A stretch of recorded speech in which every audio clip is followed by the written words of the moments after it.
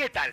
Soy Eugenio Derbez y bueno, es como siempre un placer saludarlo a usted y a toda su apreciable familia. Señora, ¿cómo está? Niños, ¿qué tal? Ay, cómo ha crecido la niña, válgame Dios. Yo la conocí todavía sin todas esas cosas. ¡Ah, el perrito! Ya se me fue el canijo. Abuelita, ¿cómo está, abuelita? Ay, pero yo pensé que ya... En fin. Bueno, un saludo a todos y... ¡Ay, el bebé! ¡Ay, ¿dónde está el bebé? ¿Dónde está el bebé? A ver, ¿dónde está el bebé? ¡Aquí está! Bueno, pues un saludo a toda la familia. ¡Ay, cosita! Ese gato no lo tenían, ¿verdad? Uy, bueno, pues es un placer saludarlos a todos, a los muebles. Ah, es usted, señor. Es que como no se movía, pensé que... Mi cariño para todos. Y bueno, no cabe duda de que la televisión está cada vez más avanzada. Tan es así que ya podemos ver algunos programas sin cortes comerciales. Sin embargo, y con ese eterno afán por mostrarle a usted, a nuestro público, cosas diferentes, hoy les tenemos unos cortes comerciales sin programa. Así es que... ¡comenzamos! Psst, psst. ¿Vivir en un departamento lo imposibilita para tener mascota? ¿Ha perdido al amigo que durante tantos años le brindó compañía? ¿Echa de menos la alegría de un compañero canino? Acabe con su depresión. Ya está a la venta el nuevo kit del dueño sin perro, que viene con todo lo necesario para sentirse acompañado otra vez. Incluye una bolsa con pelos, ideal para adherirlos en la ropa, los muebles y en donde usted quiera. Tenemos variedad de largos y colores a su elección. Un sello en forma de huella. Solo enlódelo y quedará listo para ensuciar lo que usted quiera. Funciona sobre cualquier superficie, excepto sobre lodo. El lodo se vende por separado. Un par de hermosas pantuflas mordidas y desgarradas. Con ellas podrá recordar a su amigo canino, aun cuando nunca lo haya tenido. Un frasco de baba de perro sintética. Con su práctico aplicador, usted podrá humedecer calzado, prendas de vestir, ropa de cama y, ¿por qué no?, hasta usted mismo, para recrear las manifestaciones de afecto de su perrito. Fabricado con esencia de baba de Rintintín, Lassie, Bermúdez y otros perros famosos. Un aromatizante de ambiente con nuestra exclusiva fragancia Perro Mojado. Lo mejor para recordar las tardes lluviosas en compañía de su perro. Audio cassette pregrabado con toda una gama de sonidos caninos. Contiene ladrido amigable, ladrido enojado, aullido de luna llena, gemidos de perro en brama y también un perro caliente, con o sin catsup, en la compra de este paquete. Adquiera ya en veterinarias y tiendas de autoservicio el kit del dueño sin perro, el mejor amigo del dueño. Próximamente busque las secreciones caninas artificiales para que usted ponga minas por toda su casa y recuerde a su perrito al pisarlas. Incluye una duya pastelera para que usted desarrolle su creatividad. Del dueño sin perro. Cuando Chetos capta mi nariz, por ellos arranco y voy que vuelvo. Así soy muy feliz. No hay obstáculo que me detenga. Por Chetos y su crujiente sabor voy a todo lo que doy. Chetos son mi presa y de otros los defiendo con toda mi fiereza. Chetos, sabor a queso y más que eso. Trabajar es el pan nuestro de cada día. Por eso todos esperamos que a su trabajo usted le ponga más sabor.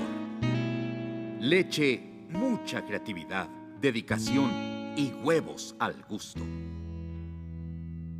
Las cosas nos pueden costar un trabajo tremendo.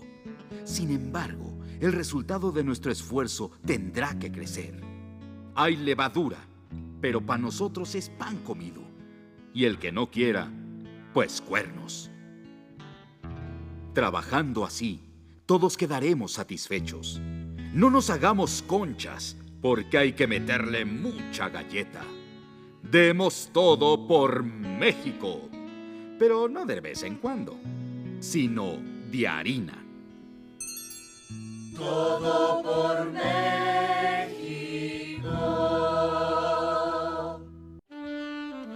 Define calidad. Al agua a la vista. suavidad al tacto y armonía al oído. Un regalo de añejamiento al olfato, madurez al gusto, calidad. Como añejo de Bacardí, que pruebas y compruebas con su añejamiento. La calidad es responsabilidad de Bacardí y compañía. La cantidad es responsabilidad de usted. Añejo de Bacardí. Usted lo prueba. Estas son unas imágenes muy comunes en nuestra ciudad. ¿Qué le dijo un globo a otro globo? Nada, porque los globos no hablan. Ya no podemos seguir soportando este tipo de espectáculos tan tristes y tan deprimentes. Ya están muy trillados y muy aburridos. Siempre son los mismos chistes, los mismos malabares con pelotitas. Necesitamos profesionales que estén a la altura de la Ciudad de México, o sea, a 2.200 metros sobre el nivel del mar. Y para eso existen las academias infrahumanas con computación. Sí, deja de ser un simple payasito de crucero y conviértete en un técnico profesional en entretenimiento vial con computación. Academias infrahumanas con computación para el profesionista que México necesita. Ven a Academias Infrahumanas con computación y conviértete en el profesional que México necesita. Iniciamos próximo lunes. Academias infrahumanas con computación. Disculpe, terrícola, ¿me puede dar un traguito de su manzanita sol? No, Debe de su manzanita sol o la desintegro. me da igual, chaparro. No. Prueba el sabor de manzanita sol y cae en la tentación. ¿Te cuesta trabajo hacer los tradicionales frijolitos refritos? Ya no batalles y compra los nuevos frijoles Laxil. Te aseguramos que con Laxil podrás sobrar mucha comida, porque rinden bastante, pero como son tan sabrosos, se acaban en una sentada. Y es que con frijoles Laxil, tus hijos llenarán varias veces la taza o el tazón en el que les sirvas sus riquísimos frijolitos Laxil. Los frijoles Laxil se los ha comido la familia. Y en la compra de una lata de Laxil, te regalamos un práctico aromatizante de ambiente.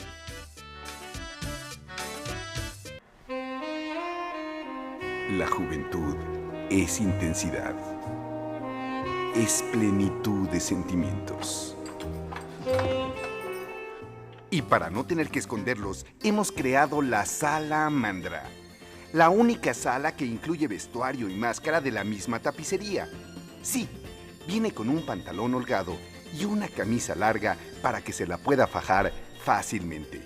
Así su papá nunca los descubrirá. ¿Qué haces, hija? Nada, mami, estoy aquí leyendo. ¿Y por qué tan agitada? Es que es una revista de aerobics. Hija, tan sanota. Con la salamandra podrás echarte un cojín en la cara para que nadie te reconozca. Hija. Ya llegamos, hija. La salamandra, diseñada por Mueblerías Bosé. No, Vente. señor, no, Ándale, señor, no, Florencia. por favor. Ahorita que no hay nadie. Señor. Ándale. Ay, señor. Ay, ay. Papá. Hija, señor, yerno. ¿No incluye sirvienta? Y si ya de plano quieres coger entre nuestros 10 nuevos modelos, le recomendamos la cama leónica. Es ortopédica. La salamandra es de Mueblerías Bosé. Llegó el momento de volver al camino del bien, y para eso el Templo de Sangoloteo le brinda todas las facilidades para que usted se inicie en una nueva doctrina. En el Templo de Sangoloteo contamos con lo más moderno en equipo de organización religiosa. Somos el único templo en Latinoamérica con servicio de valet parking y capacidad para más de 300 feligreses con asientos numerados. Usted jamás volverá a oír la ceremonia de pie. ¿Le daba pena equivocarse y contestar la frase equivocada? ¿Tiene problemas para aprender las oraciones y responder correctamente a las frases del predicador? Olvídese de eso, pues el Templo de Sangoloteo es el primero en México en contar con audífonos en todas las bancas y por medio de ellos le irán diciendo la oración que usted debe responder. además de los movimientos correctos como levantarse, hincarse y sentarse. También contamos con pantallas gigantes para disfrutar la ceremonia desde cualquier asiento con la máxima comodidad. Y si usted es del 98% de la gente que no entiende lo que dicen en la ceremonia, no se preocupe. Ahora la entenderá a la perfección gracias a nuestro sistema exclusivo Dolby Stereo. Y si de música se trata, tenemos el coro más espectacular de México.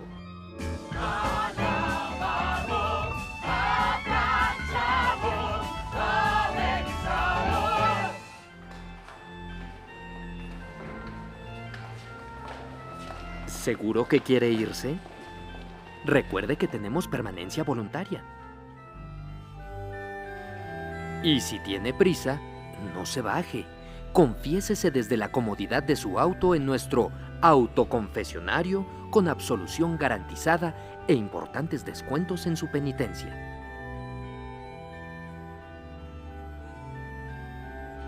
Sangoloteo, lo más cercano al paraíso. El mundo bancario avanza vertiginosamente. Por eso, el Banco del Pueblo pone a su servicio sus nuevos cajeros compartidos. Sí, cajeros compartidos de fútbol de primera división. ¡Ándale! ¿Qué pasa?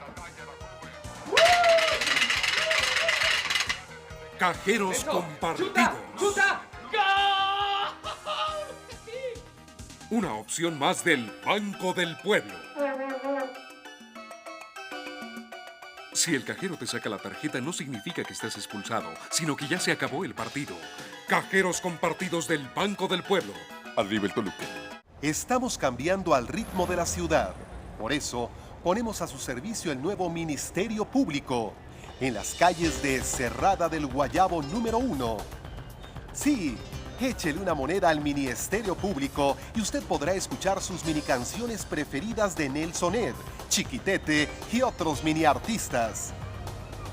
Escuche mini canciones como Chiquitita Dime Por Qué, Amor Chiquito, Cachito Mío y la clásica Chiquitibuma la Bim Bomba. Hay un ministerio público cerca de usted, solo 50 pesos el minuto. Porque las demandas del pueblo tienen que ser escuchadas. Compañero, hago de su conocimiento que esta noche se llevará a cabo la fiesta de cumpleaños del compañero secretario del partido. Compañero, agradezco de antemano, mas temo informarle que no asistiré a dicho evento, ya que la música que allí se escucha no goza de mis preferencias. Todo eso ya no es problema, pues ya está a la venta el nuevo disco.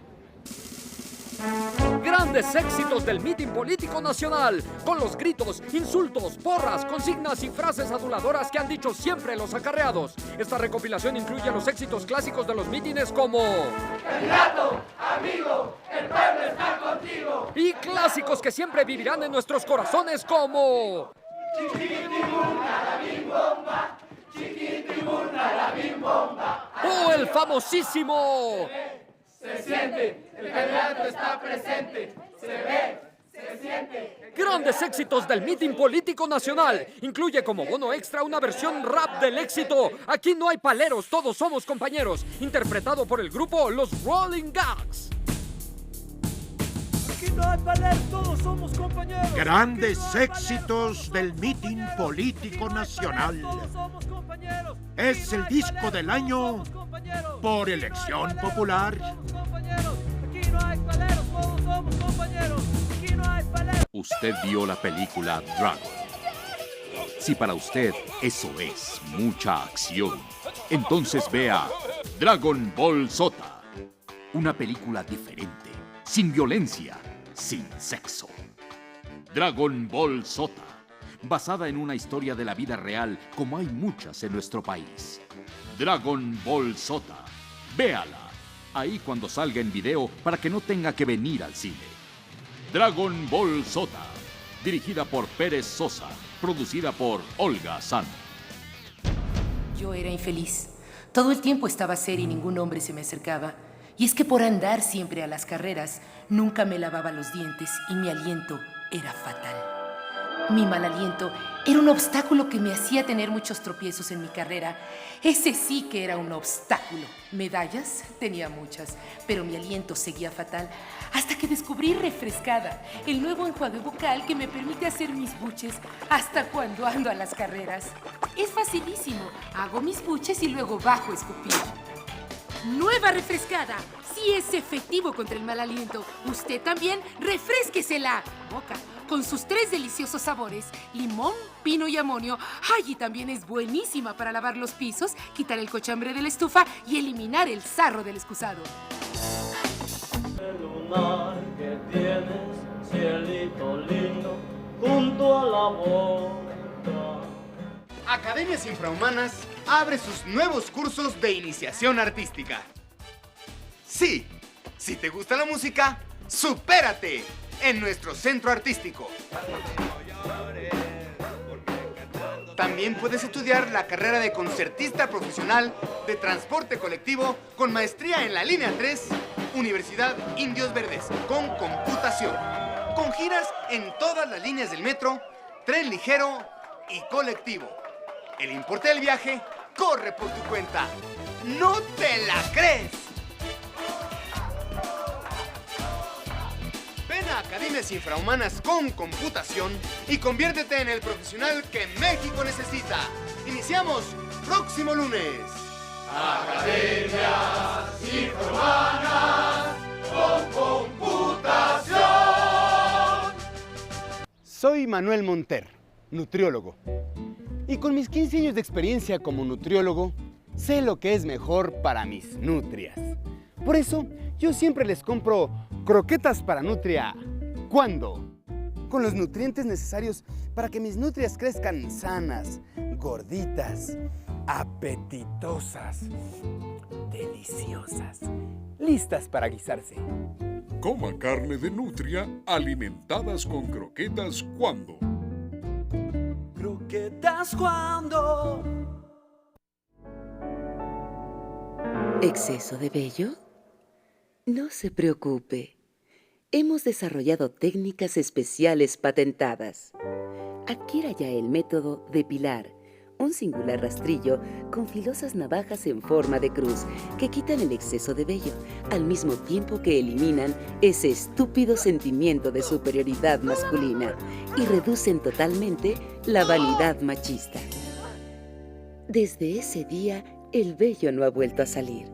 Si su hombre es tan bello que hasta la hace sentir inferior, elimine el exceso de vello con el método Depilar Escalante. Técnicas especiales patentadas. Método Depilar. Tú sabes que para todos, trabajar con una dosis de creatividad, dedicación y empeño es más sano. Hay que dejar de hacerse pato, porque qué cómodo es no hacer ningún esfuerzo. Es necesario intervenir.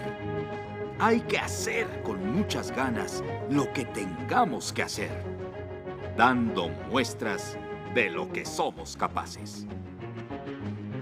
Hay que inyectarnos ese ánimo para ser mejores. Demos todo por México, pero no de vez en cuando, sino diarreamente. Todo por México, todo por México.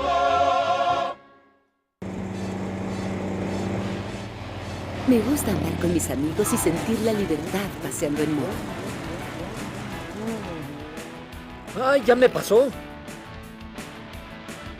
A mí también. Por eso, cuando vi esta toalla tan delgada, nunca creí que fuera tan absorbente como la mía. Y no me equivoqué. Porque no es una toalla, sino una servilleta. Sirve excelente para los mocasines. Los guaraches. ¿Y las botas? ¿Qué tal? ¿A poco no suena bien? Servilletas y pañuelos desechables No Se Roce. No, perdón. ¡Achí! Nose Rose, producto importado. Si te salen verdes, consulta a tu farmacéutico. Él te cambiará tus servilletas por unas del color que tú quieras. Así se hace un rico cóctel. Tú sales en la tele, ¿no? Sí, mucho hielo. Y has escrito libros, ¿verdad? También piña colada Bacardí, hecha con ron Bacardí y licuamos a punto de nieve. Sabemos todo de ti. ¡Eugenio! ¿Eugenio? Derbez. Creíamos que eras Armando Hoyos. ¡Cállese! No me interrumpan. Así sí, los cócteles Bacardi. ¿Con moderación? Así sí. Ay, mi amor, me gustaría tanto tener una casa propia y no tener que pagar renta. Pero nadie me da crédito. Eso era antes, pero ahora el programa De vez en cuando pone a su disposición todos los...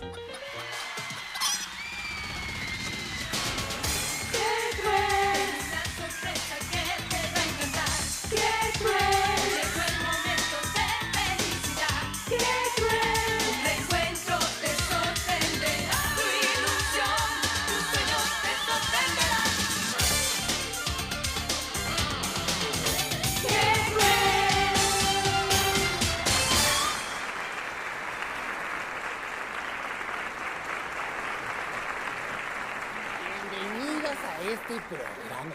Ustedes saben, se vale de todo tipo de artimañas para hacer realidad sus anhelos. ¿Cómo te llamas, mi reycito, papacito chulo, precioso? El huevo Montoya. ¡El huevo Montoya! Párate, no seas malito, párate. Cuéntame, yo sé que tienes un equipo de béisbol. Sí, pero ya se va a deshacer. No me digas por qué. Pues es que jugamos en una liga, pero no tenemos dinero para comprar uniformes, ni equipo, ni para reinscribirnos, ni nada. Ay, o sea que no tienen fondos para el equipo.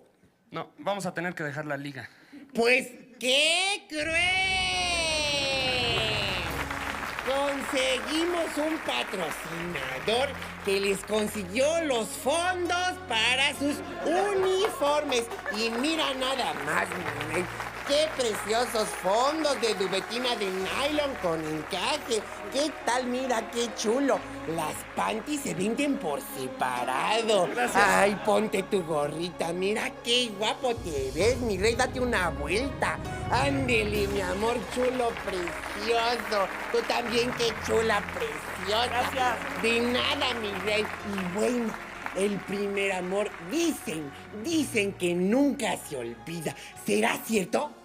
No me acuerdo, yo creo que sí. A usted no le estoy hablando, mi querido chulo viejito carcamal. Es a usted. Dicen que el primer amor nunca se olvida. ¿Usted qué opina? Pues que tienen razón. A ver, venga conmigo, acompáñenme y platiquemos de su primer amor, ¿eh? ¿A poco está aquí Virginona? ¿La consiguieron? A ver qué pasa, No. ¿Cómo supo que está aquí? Pues porque siempre que pasen alguien para adelante es porque hace mucho que no veo una persona. Y es que la trajeron a esa persona aquí. Bueno, sí, pero no nos echa a perder el programa. Ajá. Antes, platíqueme. Acá está cámara, mi rey. Ahí está cámara. Platíqueme de Virginona. Bueno, yo conocí a Virginona en quinto de primaria. Ella era novia de Héctor, de un baboso sangrón payaso, el cerebrito del salón, era estúpido. Sí, por eso la Virginona no me hacía caso. A mí me gustaba mucho, pero pues no quería salir conmigo. No. ¿Y qué pasó? Pues ya en la prepa, pues ya hice mía a Virginona con engaños. Sí, porque le invité a una supuesta fiesta donde según esto iba a estar su novio de toda la vida. Pero pues... ¿Pues qué? Pues... ¿Qué pasó con Virginona? Nona. Desde ese día nada más es nona. Sí, pues ya nunca más quiso verme. Se salió de la escuela y nunca me dijo nada. Y ella tampoco le dijo nada a su novio Héctor. Yo dejé de verla, ¿no? Y la verdad sí, pues sí le extraño mucho. Porque es que yo todavía la quiero. ¿La quieres? Sí, es que esa es mujer. Y no otras que he conocido. Pues qué cruel. Aquí hay una mujer que quiere hablar contigo. Es tu esposa, mi amor. Te la trajimos desde la colonia agrícola oriental. Escuchó toda la conversación. Sí. Y miren qué emoción. Ver a una familia reunida otra vez. Qué cosa, ¿verdad? Las confesiones. Pero eso no es todo, mi amor. ¡Qué cruel! Hay alguien más, a quien no ves desde hace 18 años y a quien te hemos traído. Es Virginona. Perdón. La nona. El amor de tu vida, mi rey. La mujer a quien tú amas.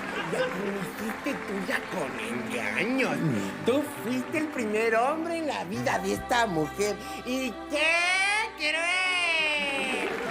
Viene acompañada de Héctor, el que según tú es un baboso, sangrón, payaso, el cerebrito del salón, el nerd estúpido y único novio de la nona, y quien ahora es su esposo. Escuchó toda tu conversación, mi amor, mi vida, mi rey, precioso, qué bonito. Mira nada más. Señores, público querido, la vida es muy justa. Él quería volver a ver a la nona y en este programa se lo hicimos realidad. No se vayan, regresamos después de estos comerciales. Nadie sabe lo que tiene hasta que lo ve perdido. ¿No crees, Eduardo? ¿Eh? Ah, sí. Pero párate, mi vida, párate, por favorcito. Tú perdiste algo muy querido, ¿no es así? Sí, mi perrito brillantino. No, otra cosita antes. Ah, la pluma que me regaló el tío Genaro. No, algo que tú querías mucho. El anillo de casado de mi primer matrimonio. No. Otra cosa, ¿qué otra cosa perdiste, papacito? Acuérdate. Ah, perdí la dirección del ortodoncista a los 16 años. No, algo redondo. Una pizza. No, más chico. Una pizzita. No, algo en tu escuela, mi rey santo. Ah, el lápiz de Carlos Espinosa. Un artículo. Él, los, muy bien. El hoyito. La garganta profunda.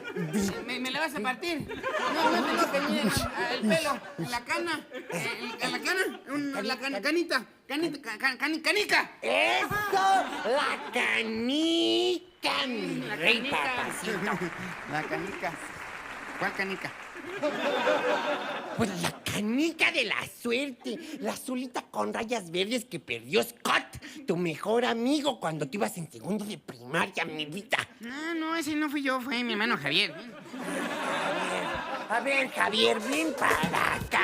Vente, vámonos al escenario para que nos cuentes cómo pasó. No me dé la espalda, papacito. A ver. Bueno, pues estábamos estudiando en una escuela en Cincinnati y mi amigo Scott me pidió prestada mi canica de la suerte, ¿no? Una azulita con rayitas verdes, muy bonita, ¿no? Y se la presté y él jugando, pues la tiró por una coladera y se perdió. Y tú te enojaste mucho con Scott. Sí, mucho. Era mi canica de la buena suerte. ¿Y cuánto te había costado tu caniquita? Ay, 10 centavos de dólar. Digo, en 1968, ¿no? En ese entonces el dólar estaba a 12.50, o sea que era como un peso con 25 centavitos. Pues sí. Y desde entonces te peleaste con Scott, un muchacho que se quedó viviendo en Cincinnati arrepentido y muy preocupado por haber perdido tu cañiquita. Sí, era un amigo de ley, ¿eh? Pero es que me dio mucho coraje que fuera tan descuidado. Ah, pues te invitamos a ver este video. Mira, corran videotape. Un equipo de 3 investigadores privados, 2 camarógrafos, un realizador, un sonidista y un traductor viajaron a Cincinnati. Buscábamos a Scott, no teníamos más datos. Nos dijeron que había viajado a los Montes Apalaches. Así que se organizó un convoy que viajara 215 millas hacia el sur con 8 perros entrenados para búsqueda en la montaña.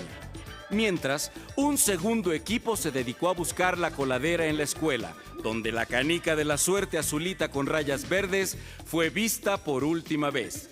Y gracias a la ayuda de los ingenieros que diseñaron la escuela, logramos averiguar que la coladera estaba conectada al desagüe de la ciudad. Contratamos a 2 buzos profesionales, quienes con la ayuda de un grupo de israelíes expertos en rescate, increíblemente lograron encontrar, después de tanto tiempo, la salida del desagüe en las playas de Oregon. De acuerdo a oceanógrafos y meteorólogos, se logró saber que en 1968 corrientes de agua acarrearon flora y fauna marina hasta playas japonesas, por lo cual mandamos corresponsales a las playas de Onjuku, Haramachi y Monbetsu. E increíblemente, aunque suene como a un cuento de ciencia ficción, también mandamos corresponsales a las playas de Caleta y Caletilla sin resultado alguno. Sin embargo, el otro equipo de investigación localizó en los Montes Apalaches a Scott Hilton. Pues, ¿qué creen? Aquí está Scott Hilton, tu mejor amigo de toda la infancia, que viene con uno de los oceanógrafos que estuvo en Japón y viene a darte un peso con 50 centavos, que son 25 centavos más de lo que te costó tu mugre canica, y te lo viene a dar para que dejes de andar mal hablando bien. Aquí está tu peso 50 centavos. Y abusar con andar hablando de mí, ¿eh? Comercial y volvemos.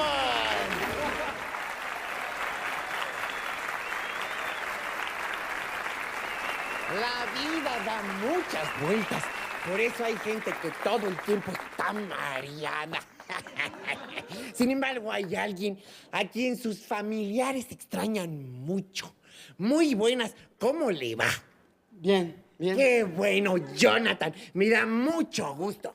No soy Jonathan, soy Filemón. Cuéntame, ¿hace cuánto que no ve a su familia, Jonathan? Hará hace poco más de 2 horas antes de tomar el microbús para acá. Bien, Jonathan. Levántese, por favor, Jonathan. Quiero que nos platique de su familia que dejó en Escandinavia. No soy Jonathan, soy Filemón. Y yo dejé a mi familia en la 3ª sección de San Juan de Aragón, lote 6, manzana 17, edificio J, departamento 352. Ahí tiene su humilde casa.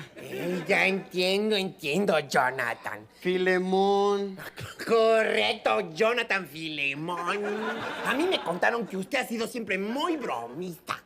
No, soy muy serio. Y que en la escuela High Hills usted se No, era la primaria Erudiges Escalante.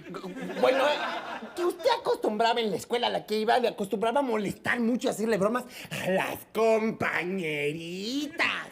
No, era primaria varonil. Y que les decías que tú no te llamabas Jonathan, que te llamabas Filemón. Soy Filemón. Ay, qué bromista eres, de veras. No, es en serio. Oye, Jonathan. Filemón. Bueno, ¿no te gustaría volver a ver a tus hermanos? Soy hijo único.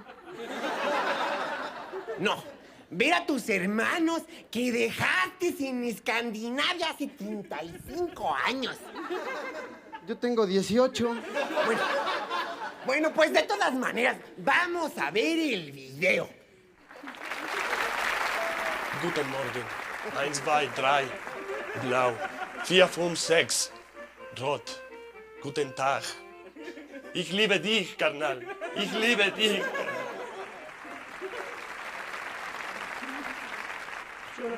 Jonathan. Mein Vater und Mutter. 1, 2, 3. Rotblau. 4, 5, 6. Ich liebe dich, Brody. Bueno, Jonathan, cuéntanos, Jonathan. ¿Qué sentiste al ver a estas personas en esta grabación? Nada. Pero se supone que tú sufriste un accidente donde perdiste la vista. No, yo soy Filemón. No perdí la vista. ¿Cómo no? Y además perdiste en ese accidente también una pata, una pierna, perdón. ¿Que yo perdí una pierna? ¿De quién? Sí. Eso nos lo dijo tu mamacita. Porque mira, acompáñame por acá, al frente. Porque... ¡qué cruel! Ha venido tu mamá desde Noruega después de 35 añotes. ¡Qué cruel! Ay, no, sí. De tal palo, tal astilla. ¡Qué hermoso! ¡Qué ternura presenciar este brinco genético!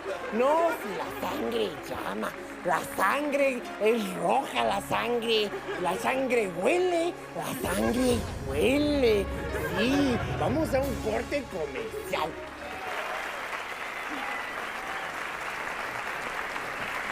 Qué lejos está la ciudad de Roma, Italia, donde allá en Europa precisamente viven tus hijos. ¿No crees, Eulalia?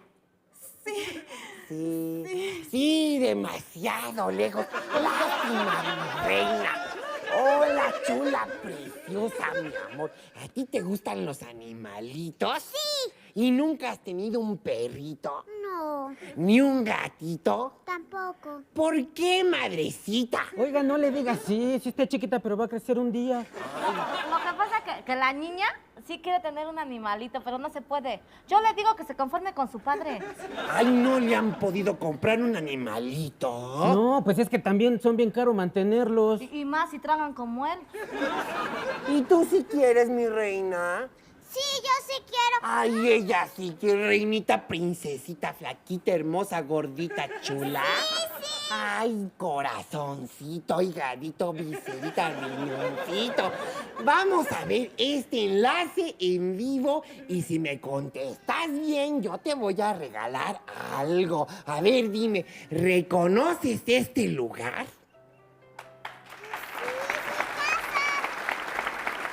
Y esa señora, a ver, dime, ¿quién es? Es mi abuelita. Pues, ¡qué cruel! Mira quién está allí con tu abuelita, el animalito que tú tanto querías, un elefante, mi reina, porque aquí no escatimamos, nada de que un chihuahueño allá en producción.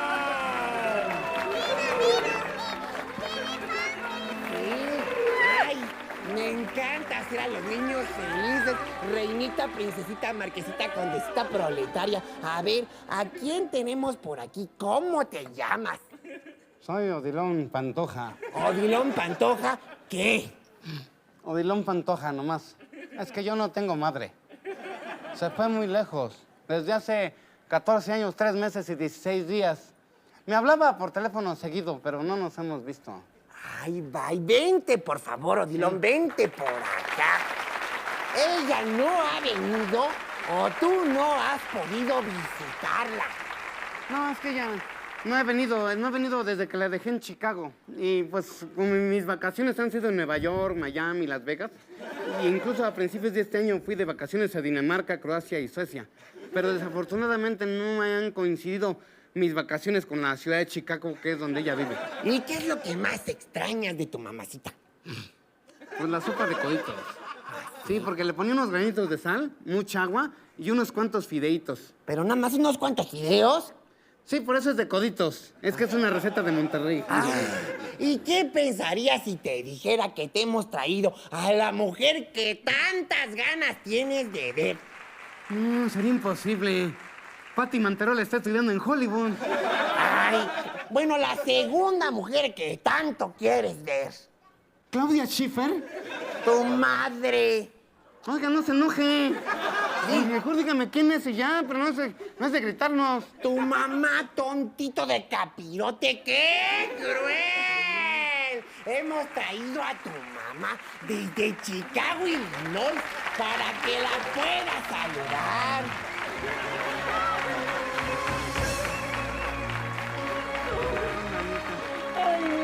Ya no llores, te extrañé tanto. ¿Por qué me ibas a visitar, mijito? Si yo con muchos sacrificios hasta te mandaba los boletos del avión. Es que yo ya conocí a Chicago. Deberí cambiarlos por boletos de otros lugares que no conozco. Ya, mi señora linda, no me llore. Llora de la emoción de ver a su chamaco. No, es que me regresaron a México y no tengo green card. ¿Cómo green card?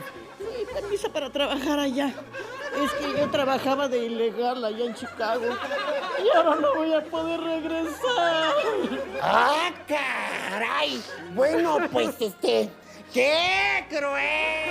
Vamos a tratar de conseguirle un pollero para que pase la frontera por el río Bravo. Y con un poco de suerte, hasta la golpea la migra. Y entonces les demanda a usted por una cantidad multimillonaria en dólares. Gracias, señorita, qué buena es usted. Muchas gracias. Oh, pues abrácense, lloren, bésense, sufran. Que es un rating, muchachos. Pues Odilon se encontró con su madre después de mucho tiempo. Ambos tenían 14 años y 3 meses de no verse. Sí, ambos. ¿Verdad, Odilon? ¿O nada más tú? No, ambos, los dos no nos veíamos.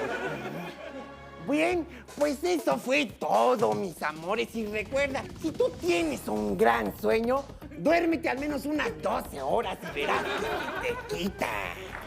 Escríbenos y verás que hoy mismo se transmite todos los días con Guillermo Ochoa. Que Dios me los bendiga, mis reyes, Melchor, Gaspar y Baltasar, Juan Carlos y Sofía.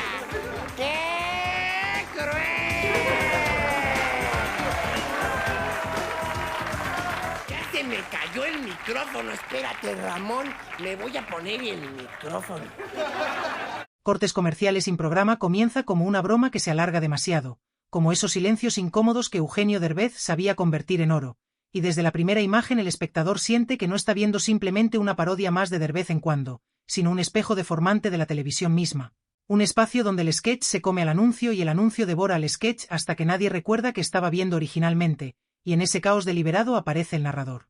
Implícito, una voz sin voz que observa cómo la pantalla se convierte en un campo de batalla entre la creatividad y el relleno, entre el ingenio y la necesidad desesperada de vender algo, y ahí surge el primer personaje, un Derbez que no es exactamente Derbez sino una suma de todos sus personajes, un conductor que parece haber llegado tarde a su propio programa, con el traje ligeramente torcido, la sonrisa ensayada y el gesto de quien sabe que el guión se perdió hace horas, mientras detrás de cámaras un asistente invisible hace señas desesperadas porque ya es hora del corte, aunque todavía no ha pasado nada, y ese es precisamente el chiste, que no pase nada, que el vacío se estire hasta volverse contenido, y así el episodio se construye como una sucesión de interrupciones que no interrumpen nada, porque no hay programa que interrumpir, solo la promesa de que en algún momento algo empezará, promesa que se renueva cada vez que vuelve la señal, con música estridente, colores chillones. Y un eslogan absurdo que no anuncia producto alguno, sino la idea misma de anunciar, y el público ficticio aplaude con entusiasmo mecánico, como si estuviera programado para reaccionar aunque no entienda por qué, y en medio de ese aplauso Derbez lanza la primera mirada cómplice. Esa mirada que atraviesa la pantalla y le dice al espectador real que él también sabe que todo esto es un juego donde la televisión se ríe de sí misma mientras sigue funcionando exactamente igual, y entonces entra el primer sketch camuflado de nada, una escena en la que Derbez intenta presentar a un invitado que nunca llega porque cada vez que va a decir su nombre aparece un corte comercial inesperado, uno que dura demasiado y no vende nada concreto, solo una idea vaga de felicidad prefabricada, y cuando finalmente regresa la transmisión el conductor ya está en otra cosa, hablando de un tema completamente distinto, como si el invitado nunca hubiera existido, y ese olvido se convierte en un comentario ácido sobre cómo la televisión puede borrar personas, ideas y hasta programas completos con la misma facilidad con la que cambia de segmento, y el ritmo se vuelve deliberadamente irregular, a veces frenético, a veces desesperantemente lento, obligando al espectador a enfrentarse a su propia paciencia, a su necesidad de estímulo constante. Mientras Derbez juega con el tiempo como si fuera plastilina, estirando una pausa, repitiendo un gesto, mirando al reloj inexistente del estudio y suspirando con exageración, y todo esto ocurre sin una sola bajada de línea explícita, sin moraleja evidente, porque la sátira se construye en la experiencia misma de mirar, en la sensación de estar atrapado en un bucle de promesas incumplidas, y de pronto aparece un personaje secundario, un ejecutivo de televisión caricaturesco, trajeado hasta el ridículo, con un teléfono enorme pegado a la oreja, que entra al set para anunciar que habrá más cortes comerciales porque los cortes comerciales están teniendo mucho éxito, y su lógica absurda refleja una verdad incómoda, que a veces el medio se alimenta de aquello que debería ser solo un medio para otra cosa, y Derbez lo escucha con atención fingida, asintiendo exageradamente, haciendo muecas al público, hasta que intenta rebelarse proponiendo hacer un programa sin anuncios. Idea que provoca un silencio sepulcral y una alarma imaginaria que suena en el estudio, como si hubiera pronunciado una blasfemia imperdonable, y el ejecutivo desaparece tan rápido como llegó, absorbido por un corte comercial aún más largo, casi infinito, donde la pantalla se llena de imágenes abstractas, eslogans que no llevan a ningún producto y voces en off que hablan de nada con tono solemne, y cuando finalmente regresa la señal Derbez está solo, sentado en el piso, mirando la cámara con expresión cansada, como si acabara de atravesar una guerra invisible, y en ese momento rompe la cuarta pared con palabras que no son un discurso sino un susurro. Cómplice, una reflexión disfrazada de chiste sobre cómo a veces el contenido real es la espera, la frustración, el tiempo perdido frente a la pantalla, y el episodio sigue avanzando como una montaña rusa sin rieles, introduciendo micro-sketches que se cortan antes de empezar, personajes que aparecen solo para desaparecer, chistes que se preparan durante minutos para resolverse en un segundo o no resolverse nunca, y todo esto crea una sensación de inestabilidad constante que refleja el espíritu de vez en cuando, esa capacidad de reírse de la estructura misma del programa, de sabotearla desde dentro, y a medida que el episodio se acerca a su supuesto clímax, la frecuencia de los cortes comerciales aumenta hasta volverse absurda, regresando la señal solo para anunciar que en breve regresarán después de un corte, y el espectador ya no sabe si está viendo un programa o una broma extendida a escala industrial, y en el último tramo Derbez intenta desesperadamente despedirse, pero cada intento es interrumpido, hasta que finalmente la pantalla se va negro sin aviso, dejando solo el eco de una risa grabada que se desvanece lentamente, y esa ausencia final funciona como el remate más potente, porque no hay cierre, no hay conclusión, solo la sensación de haber sido parte de un experimento donde el humor no está en el chiste sino en la estructura rota, en el reflejo incómodo de una televisión que a veces parece existir solo para llenarse a sí misma de espacios vacíos, y así termina la primera parte de Cortes Comerciales sin programa, no como un final sino como una interrupción más, una pausa larga que invita al espectador a preguntarse si realmente quiere que el programa continúe o si, en el fondo, ya entendió el chiste y aún así no puede dejar de mirar.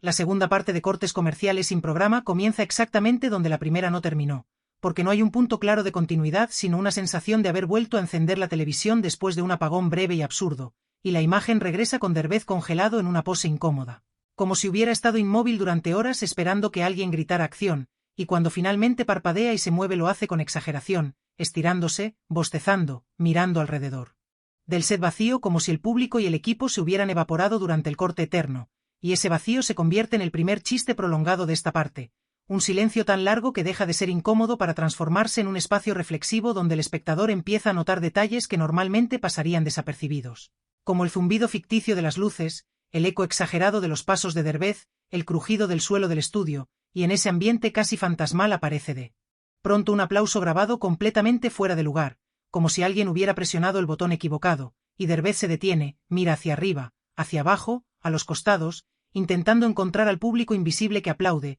y con una mueca irónica agradece la ovación tardía, aprovechando para saludar a la cámara como si acabara de hacer el mejor chiste de su carrera, y ese contraste entre la nada y la reacción exagerada establece el tono de esta segunda parte, donde el humor nace de la desproporción, de la respuesta automática frente a un estímulo inexistente, y sin transición clara aparece un nuevo segmento anunciado con música épica y gráficos pomposos que prometen el regreso del programa, solo para ser interrumpidos inmediatamente por otro corte comercial, esta vez presentado como un avance del corte comercial siguiente, creando una cadena infinita de anuncios que se anuncian a sí mismos, y cuando la transmisión regresa Derbez ya no está en el set principal sino en un rincón improvisado, sentado frente a una mesa diminuta con una taza de café frío, actuando como si estuviera transmitiendo desde el backstage, y habla en tono conspirativo sobre cómo el programa ha sido tomado por los cortes, cómo el contenido se ha vuelto rehén de la publicidad, y aunque lo dice en clave de comedia, la situación tiene un filo crítico evidente, porque cada frase que intenta desarrollar es interrumpida por un sonido, una luz que parpadea o una voz en off que anuncia algo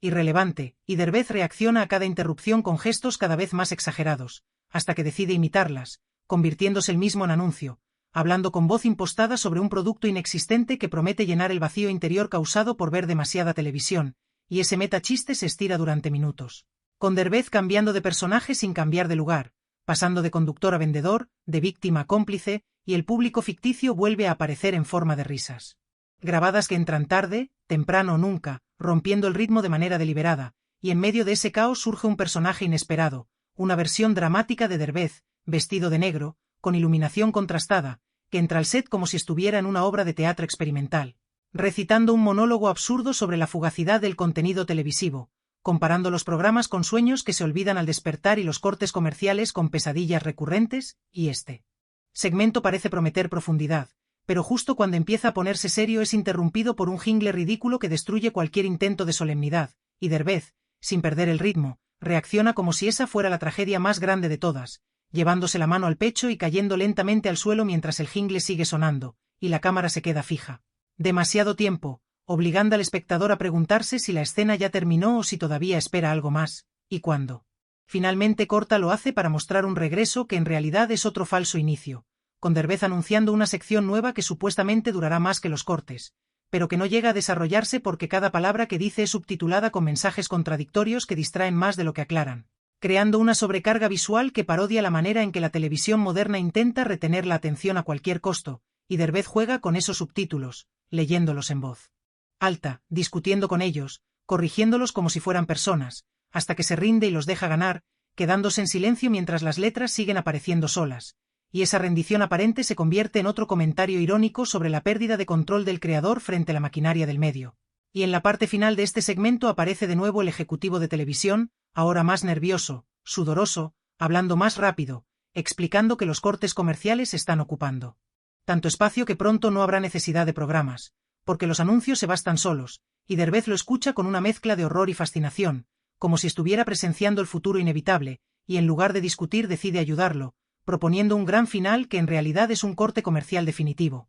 Uno tan largo que ya no se sabe si sigue siendo parte del programa, y la idea entusiasma al ejecutivo, que desaparece otra vez entre luces y sonidos exagerados, y el episodio avanza hacia su cierre aparente con una cuenta regresiva dramática que promete algo grande, pero cuando llega a cero no ocurre nada, solo un plano fijo de Derbez mirando la cámara, respirando, esperando, y esa espera se vuelve el verdadero clímax, porque el espectador comparte la incertidumbre, la sensación de estar atrapado en un tiempo suspendido, hasta que finalmente Derbez sonríe, se encoge de hombros y dice que quizá eso era todo, o quizá no, pero justo en ese momento la señal se corta otra vez, dejando la pantalla llena de estática falsa y un mensaje que anuncia que el programa volverá después de estos mensajes, aunque no quede claro si habrá algo a lo que volver, cerrando así la segunda parte como otra interrupción prolongada que refuerza la idea central de cortes comerciales sin programa, donde el contenido no se mide por lo que pasa, sino por lo que se promete y nunca termina de llegar.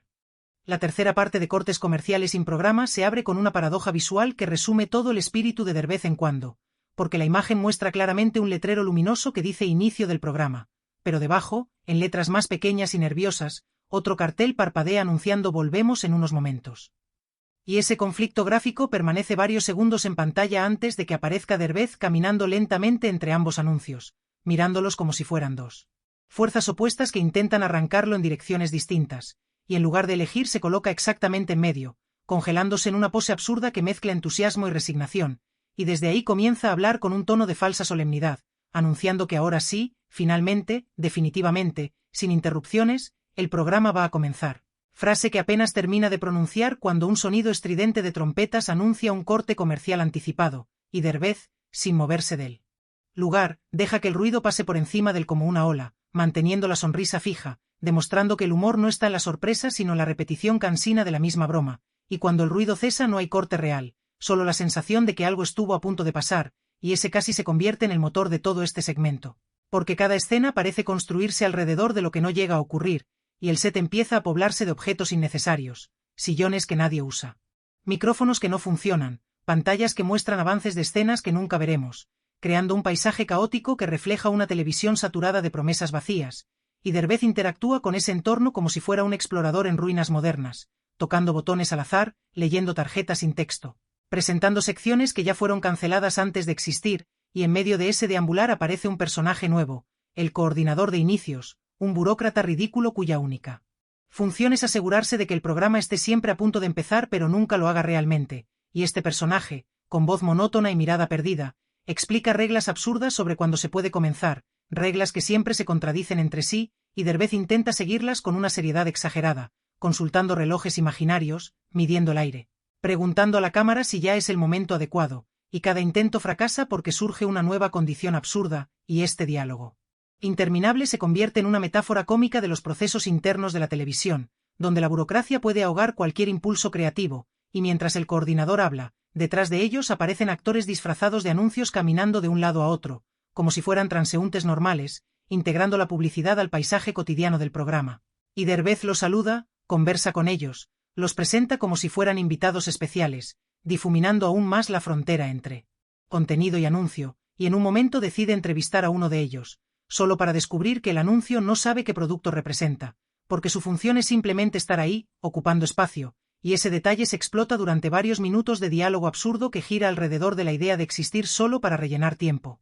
Y el público ficticio ríe con retraso, como si también estuviera confundido sobre cuándo reaccionar, y la tercera parte avanza hacia un segmento supuestamente educativo, anunciado como una explicación clara de lo que es un corte comercial, pero la explicación se vuelve cada vez más confusa, llena de términos inventados y gráficos inútiles, hasta que Derbez se pierde en su propia exposición y decide reiniciarla desde cero, repitiendo exactamente las mismas palabras, creando un bucle deliberado que desafía la paciencia del espectador, y ese bucle se rompe solo cuando aparece una versión infantil de Derbez, interpretada por él mismo con voz aguda y gestos exagerados, que hace preguntas obvias y deja en evidencia lo ridículo de todo el discurso, convirtiendo la supuesta lección en un diálogo absurdo entre la ingenuidad y el cinismo, y sin aviso la escena cambia a un falso drama, con iluminación tenue y música melancólica, donde Derbez interpreta a un conductor olvidado por su propio programa, sentado solo frente a una cámara apagada, hablando de sus sueños de hacer televisión sin interrupciones, y este momento parece ofrecer una pausa emotiva, pero es interrumpido por una lluvia literal de papeles publicitarios que caen del techo, arruinando cualquier intento de sentimentalismo, y Derbez reacciona con una mezcla de frustración real y exageración cómica, rompiendo el tono y recordándole al espectador que incluso la emoción está sujeta a ser interrumpida, y a partir de ahí el ritmo se acelera, con escenas cortas que se encadenan sin lógica aparente, todas prometiendo ser el verdadero inicio del programa, pero ninguna cumpliendo, y cada promesa se vuelve más grandilocuente, con música más fuerte, gráficos más exagerados, hasta que todo colapsa en un silencio abrupto, y en ese silencio Derbez mira a la cámara con una expresión distinta, más tranquila, casi honesta, y dice que quizá el programa ya empezó hace rato y nadie se dio cuenta porque estaban esperando otra cosa.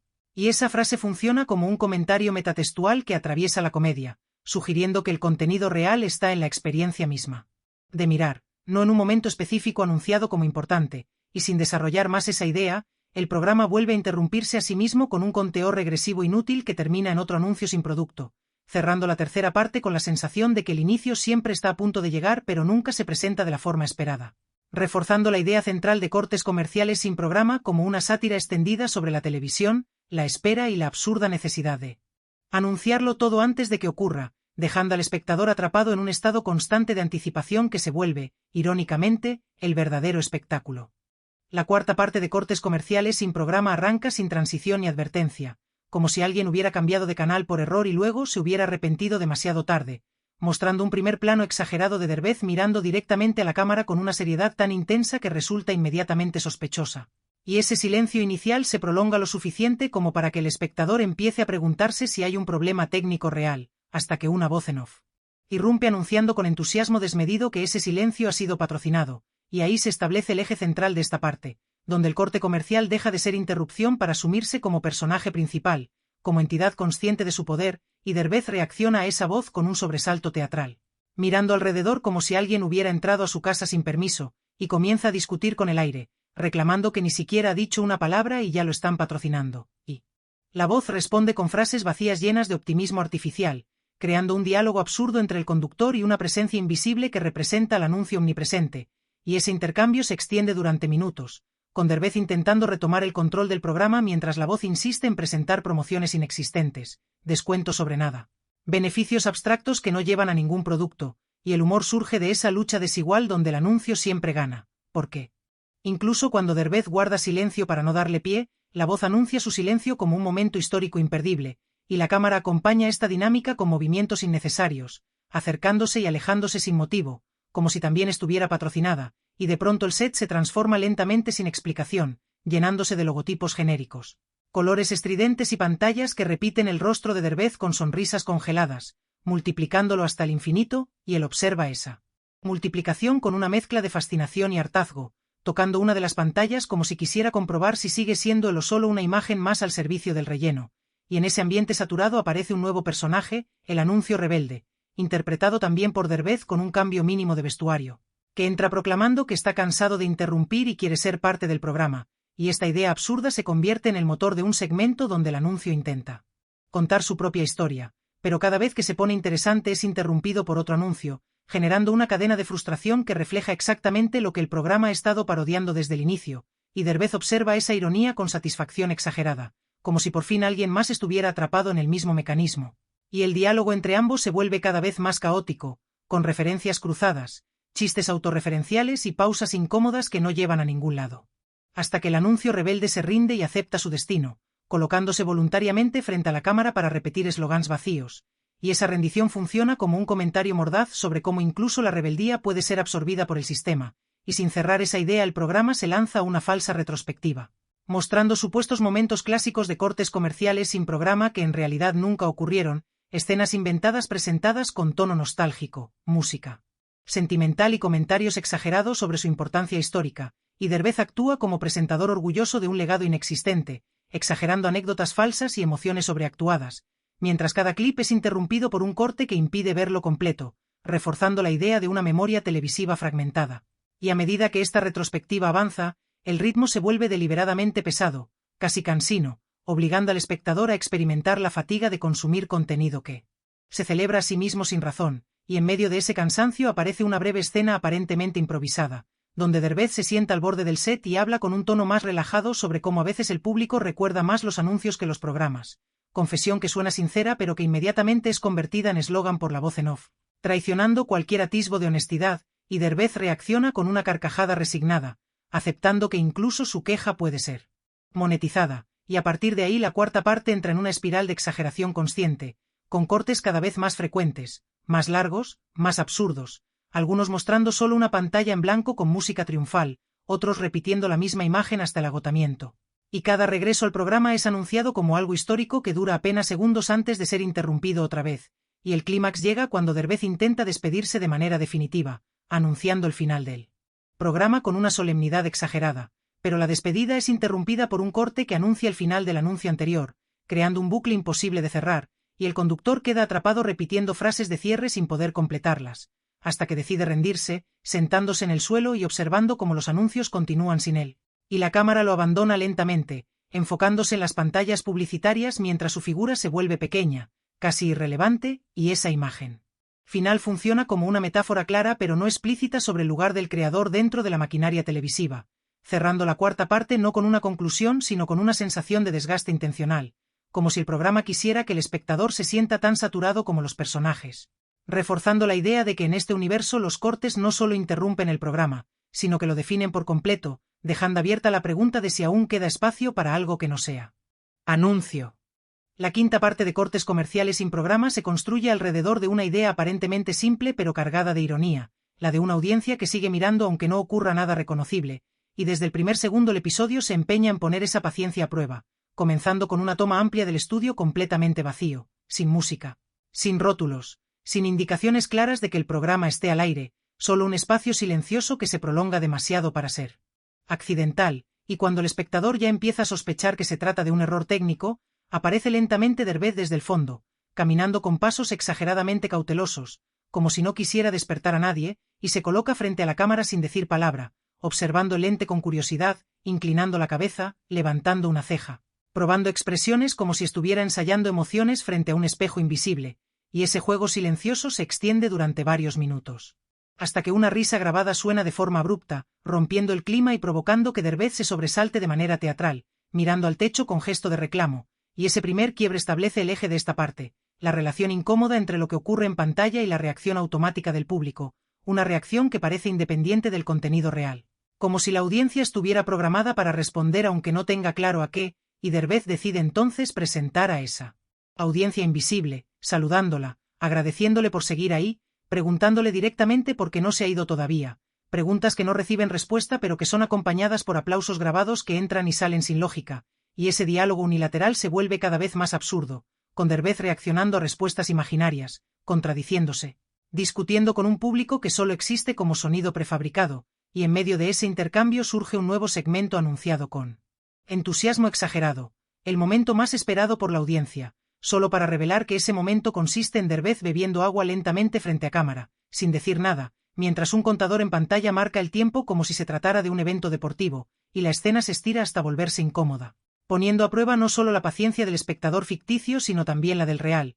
y cuando finalmente termina, una voz en off anuncia con solemnidad que ha sido un éxito rotundo, prometiendo repetirlo después del corte, aunque nadie haya pedido verlo, y esa lógica absurda refleja una crítica clara a la manera en que la televisión valida su contenido a partir de métricas internas que poco tienen que ver con la experiencia real del espectador, y Derbez reacciona a ese anuncio con una mezcla de orgullo falso y desconcierto genuino, aceptando el supuesto éxito como si fuera un premio, y a partir de ahí la quinta parte introduce una serie de microescenas centradas en la figura del espectador, aunque nunca se le vea directamente, presentando personajes que dicen representar lo que la gente quiere ver, cada uno más contradictorio que el anterior, un experto en audiencias que habla con estadísticas inventadas, una productora obsesionada con el rating que cambia de idea cada 5 segundos, un crítico televisivo que analiza escenas que no existen, y todos estos personajes son interpretados por Derbez con cambios mínimos de vestuario y voz, reforzándola idea de que el discurso alrededor del público es una construcción tan artificial como los anuncios mismos,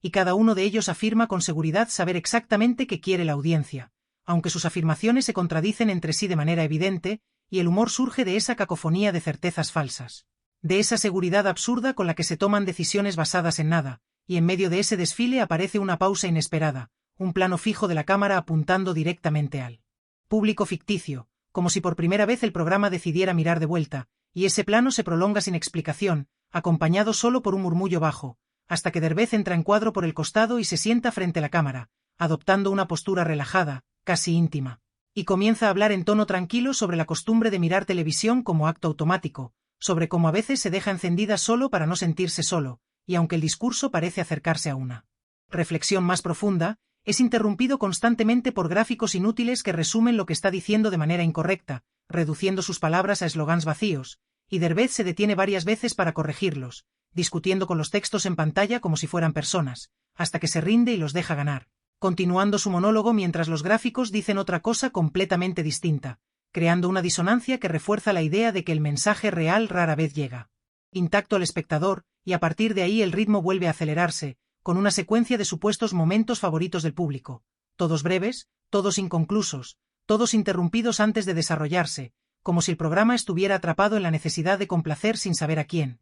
Y cada momento es acompañado por una reacción exagerada de la audiencia grabada, risas y aplausos que parecen no corresponder con lo que se muestra, creando una sensación constante de desajuste, y en el tramo final de esta parte aparece un giro meta, cuando Derbez anuncia que el programa ha recibido mensajes del público pidiendo que no pase nada más, que el silencio y la espera se han convertido en el mayor atractivo, y decide complacer esa petición llevando la inacción al extremo, con largos planos donde no ocurre absolutamente nada, interrumpido solo por anuncios que celebran ese vacío como contenido premium, y la ironía se vuelve cada vez más evidente, porque el programa parece existir solo para llenar tiempo mientras finge no hacerlo, y en la escena final Derbez se queda solo en el set, mirando la cámara con una sonrisa cansada, agradeciendo a la audiencia por seguir ahí aunque no haya razones claras para hacerlo, y justo cuando parece que va a despedirse, la señal se corta una vez más para anunciar que el programa continuará después de estos mensajes, cerrando la quinta parte con la sensación inquietante de que la verdadera protagonista ya no es la comedia ni el conductor, ni siquiera los anuncios, sino la costumbre misma de mirar, de permanecer frente a la pantalla esperando algo que quizá nunca llegue, pero que aún así se acepta como parte natural del espectáculo. La sexta parte de Cortes Comerciales sin Programa se abre con una sensación extraña de déjà vu, como si el episodio anterior no hubiera terminado realmente y este fuera solo una prolongación del mismo instante suspendido, y la imagen muestra un reloj enorme en el centro del set, sin números, solo con manecillas que giran de forma errática, a veces avanzando rápido, a veces retrocediendo, a veces deteniéndose por completo, y frente a la pared Derbez vestido como árbitro deportivo, con silbato.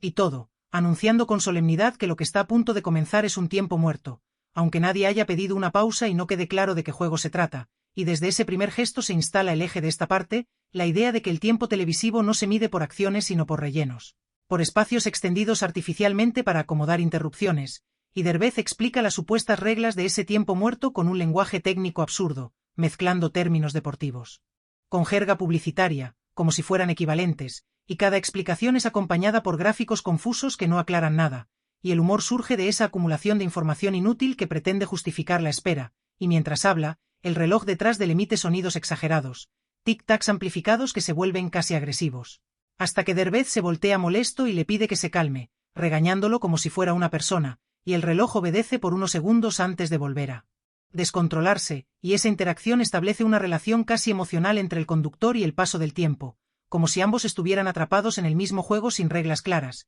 y de pronto un corte comercial aparece sin aviso, pero no corta la imagen, solo añade una capa encima, un banner enorme que cubre media pantalla anunciando algo irrelevante.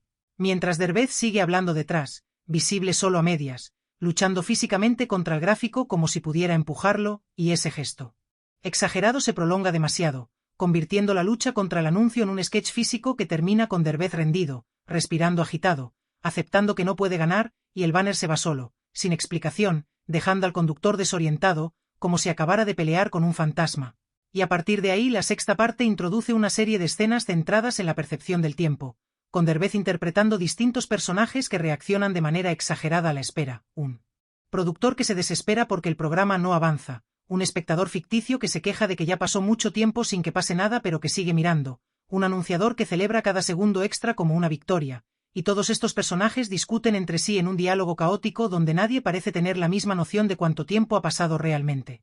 Y esa confusión se refuerza con cambios abruptos de iluminación que simulan saltos temporales sin aviso, creando la sensación de que el episodio se estira y se comprime a voluntad, y en medio de ese caos Derbez vuelve a ser el mismo y se sienta frente a la cámara con expresión reflexiva, hablando de cómo la televisión puede hacer que una hora se sienta como 5 minutos o como una eternidad dependiendo de lo que se muestre, y aunque ese comentario parece apuntar a una reflexión más profunda, es inmediatamente interrumpido por una cuenta regresiva dramática que promete algo importante, y la cuenta se repite varias veces sin llegar a cero, reiniciándose cada vez que está a punto de terminar, creando una frustración deliberada que se convierte en el chiste central, y Derbez reacciona a cada reinicio con gestos cada vez más exagerados, pasando de la sorpresa a la ira, de la resignación a la risa nerviosa, como si estuviera viviendo en carne propia lo que el espectador siente frente a promesas incumplidas, y cuando finalmente la cuenta llega a cero no ocurre nada, solo un sonido suave que indica que el tiempo muerto continúa, y ese anticlímax se prolonga con una secuencia lenta donde Derbez realiza acciones triviales: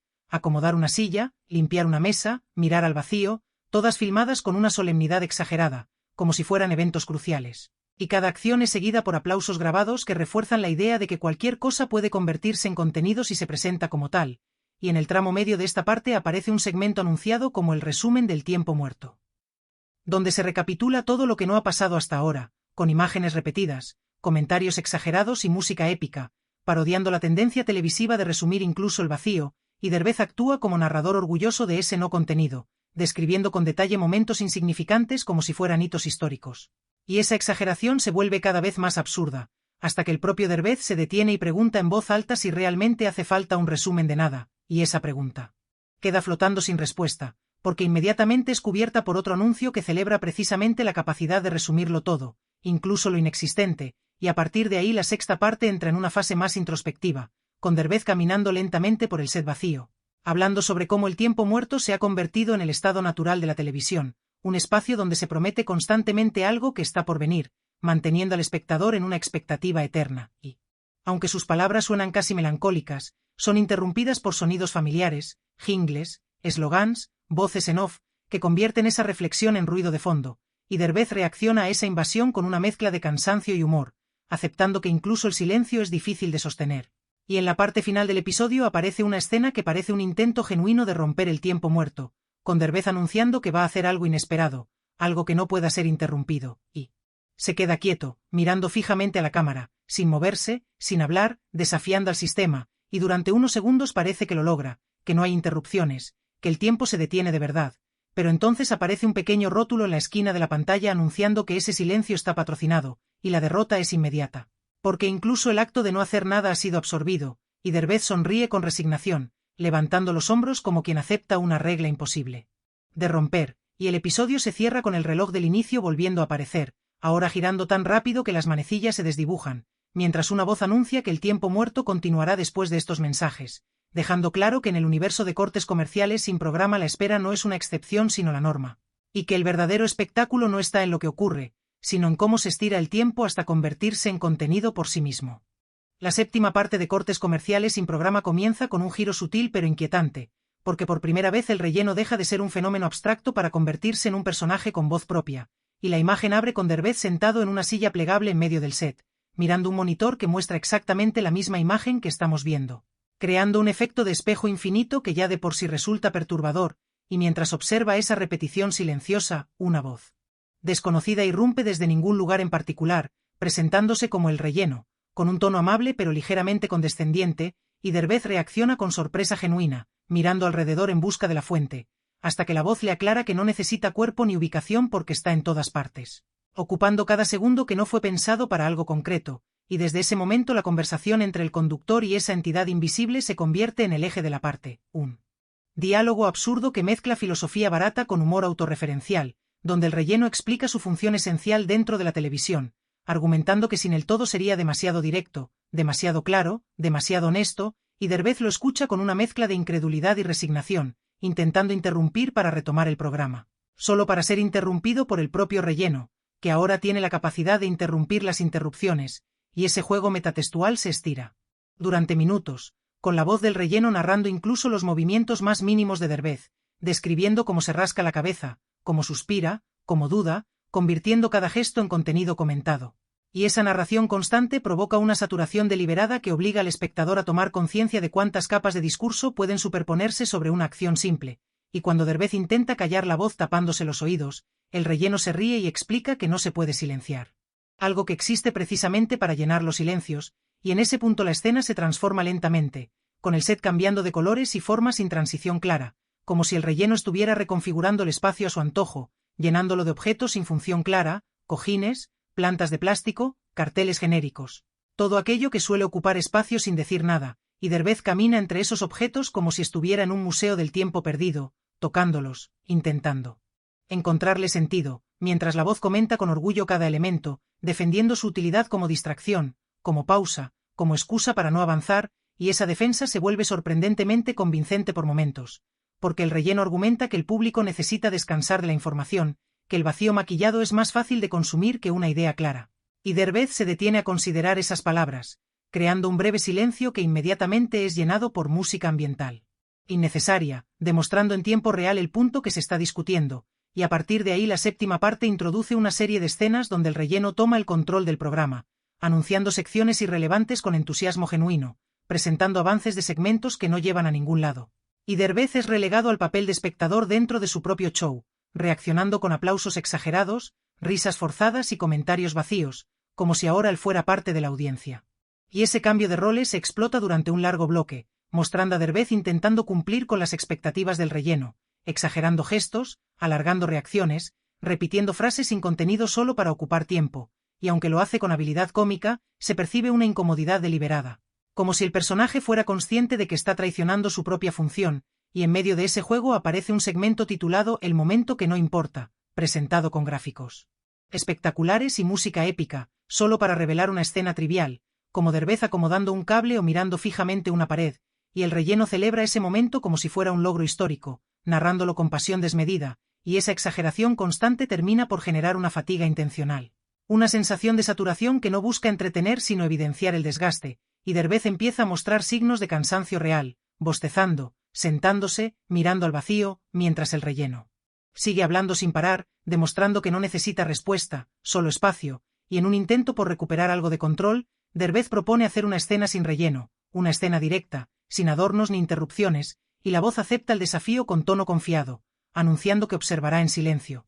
Y durante unos segundos el programa entra en una quietud extraña, con Derbez mirando a la cámara y comenzando a hablar con claridad sobre la dificultad de crear en un medio que constantemente diluye las ideas, y ese momento se siente distinto, casi vulnerable, pero no dura mucho, porque el relleno regresa suavemente, justificándose diciendo que ese tipo de discurso necesita pausas, música, gráficos, repeticiones, para no incomodar demasiado, y poco a poco vuelve a cubrir la escena con capas innecesarias hasta ahogar el mensaje inicial. Y Derbez observa cómo sus palabras se pierden entre efectos y comentarios, aceptando que la batalla está perdida, y en lugar de resistirse decide unirse al relleno, improvisando un diálogo donde ambos celebran la nada como un valor en sí mismo, brindando por los segundos desperdiciados, por las pausas eternas, por las frases que no llevan a ningún lado, y esa celebración irónica se convierte en el clímax de la parte, porque revela con claridad el corazón de la sátira. Una televisión que no teme al vacío sino que lo explota, que no busca decir algo sino mantenerse presente, y en la escena final el relleno anuncia que se va a retirar por un momento, dejando a Derbez solo en el set, y por primera vez en mucho tiempo hay un silencio real, sin música ni gráficos, y Derbez aprovecha para mirar a la cámara con una expresión ambigua, mitad alivio, mitad preocupación, consciente de que ese silencio es frágil. Y efectivamente dura apenas unos segundos antes de ser interrumpido por un rótulo que anuncia el regreso del relleno después de estos mensajes, cerrando la séptima parte con la sensación inquietante de que incluso cuando el relleno se va, deja la promesa de volver, porque en el universo de cortes comerciales sin programa el vacío nunca está realmente vacío, siempre está esperando ser ocupado. La octava parte de Cortes comerciales sin programa se abre con una declaración solemne escrita en letras gigantes que ocupan toda la pantalla. Ahora sí viene el contenido, y esa promesa aparece acompañada por música triunfal, efectos de luz exagerados y una voz en off que repite la frase con distintos tonos. Como si quisiera convencer no solo al espectador sino a sí misma de que esta vez es verdad, y durante largos segundos no ocurre nada más que esa insistencia, creando una expectativa tan inflada que resulta imposible de cumplir, y cuando finalmente la imagen cambia aparece Derbez de pie frente a una puerta cerrada, una puerta común, sin rótulos ni indicaciones, y él la señala con entusiasmo exagerado, explicando que detrás de esa puerta está el contenido real, aquello que todos han estado esperando desde el inicio del programa. Y su tono es tan convincente que por un momento incluso el espectador más escéptico podría creerle, y Derbez se acerca lentamente, toma la perilla con cuidado, mira la cámara como pidiendo permiso, y justo cuando va a abrir, un corte comercial aparece ocupando toda la pantalla, anunciando antes de ver el contenido, vea esto. Y esa interrupción se prolonga deliberadamente, no con un anuncio tradicional sino con una sucesión de avances del propio contenido prometido, imágenes borrosas, fragmentos incompletos, frases fuera de contexto, todo diseñado para generar aún más expectativas sin revelar nada concreto, y cuando finalmente la señal regresa, Derbez sigue ahí, con la mano en la perilla, congelado en el mismo instante, como si el tiempo no hubiera pasado para él, y ese detalle refuerza la idea de que el tiempo del programa y el tiempo del espectador no son el mismo, que mientras uno espera, el otro se queda suspendido, y Derbez comenta con ironía que el contenido sigue esperando del otro lado, pidiendo paciencia, y decide aprovechar ese tiempo para explicar por qué es tan importante esperar, desarrollando un discurso absurdo sobre la cultura de la anticipación, defendiendo la idea de que la promesa es más poderosa que la entrega, porque mantiene a la audiencia enganchada, y aunque lo dice en tono de burla, sus palabras resuenan como una crítica clara al funcionamiento del medio, y mientras habla aparecen gráficos que resumen sus ideas de manera errónea, reduciendo conceptos complejos a eslogans simples,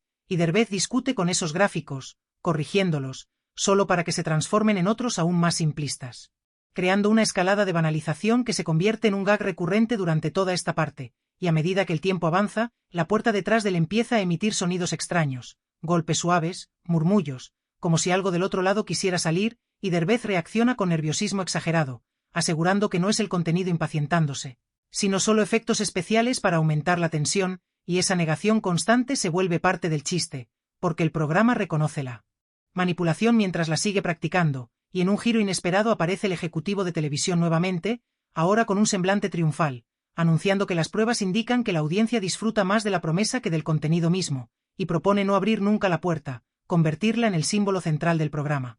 Y Derbez escucha la propuesta con una mezcla de horror y comprensión, consciente de que en el fondo esa lógica ya domina todo lo que están haciendo, y el diálogo entre ambos se extiende en una negociación absurda sobre cuántas veces se puede prometer algo sin cumplirlo antes de que pierda efecto, y cada cifra que mencionan es más ridícula que la anterior, acompañada por gráficos falsos que pretenden demostrar científicamente la eficacia de la espera, y mientras discuten, el público ficticio reacciona con entusiasmo programado, aplaudiendo cada promesa nueva aunque no se materialice ninguna, reforzando la idea de una audiencia entrenada para celebrarla.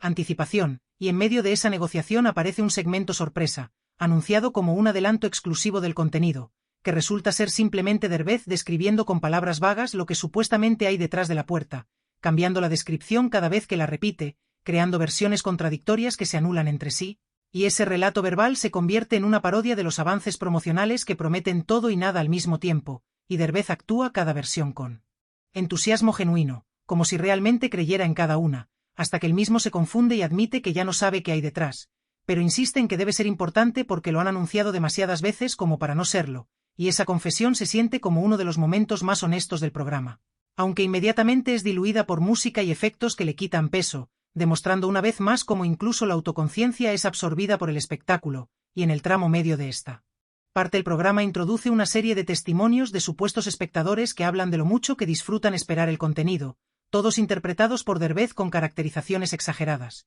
personas que confiesan que ya no recuerdan que estaban esperando pero que se sienten cómodas en esa espera, comparándola con estar en una sala de espera interminable donde lo importante no es la cita sino la sensación de estar a punto de que algo ocurra, y estos testimonios se presentan con música emotiva y edición dramática, parodiando el lenguaje televisivo de la validación emocional, y cada testimonio termina abruptamente con un anuncio que promete, una vez más, que el contenido está por venir, y a medida que estas escenas se acumulan, la puerta se convierte en un elemento cada vez más amenazante, vibrando, emitiendo luces.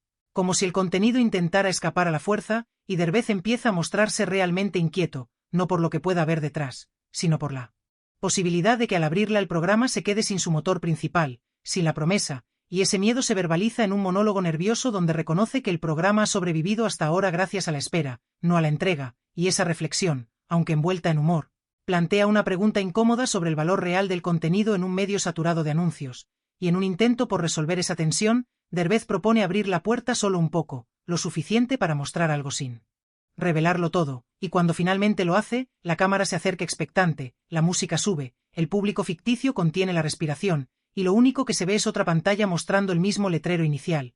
Ahora sí viene el contenido, creando un efecto de bucle infinito que se convierte en el gran chiste visual de esta parte.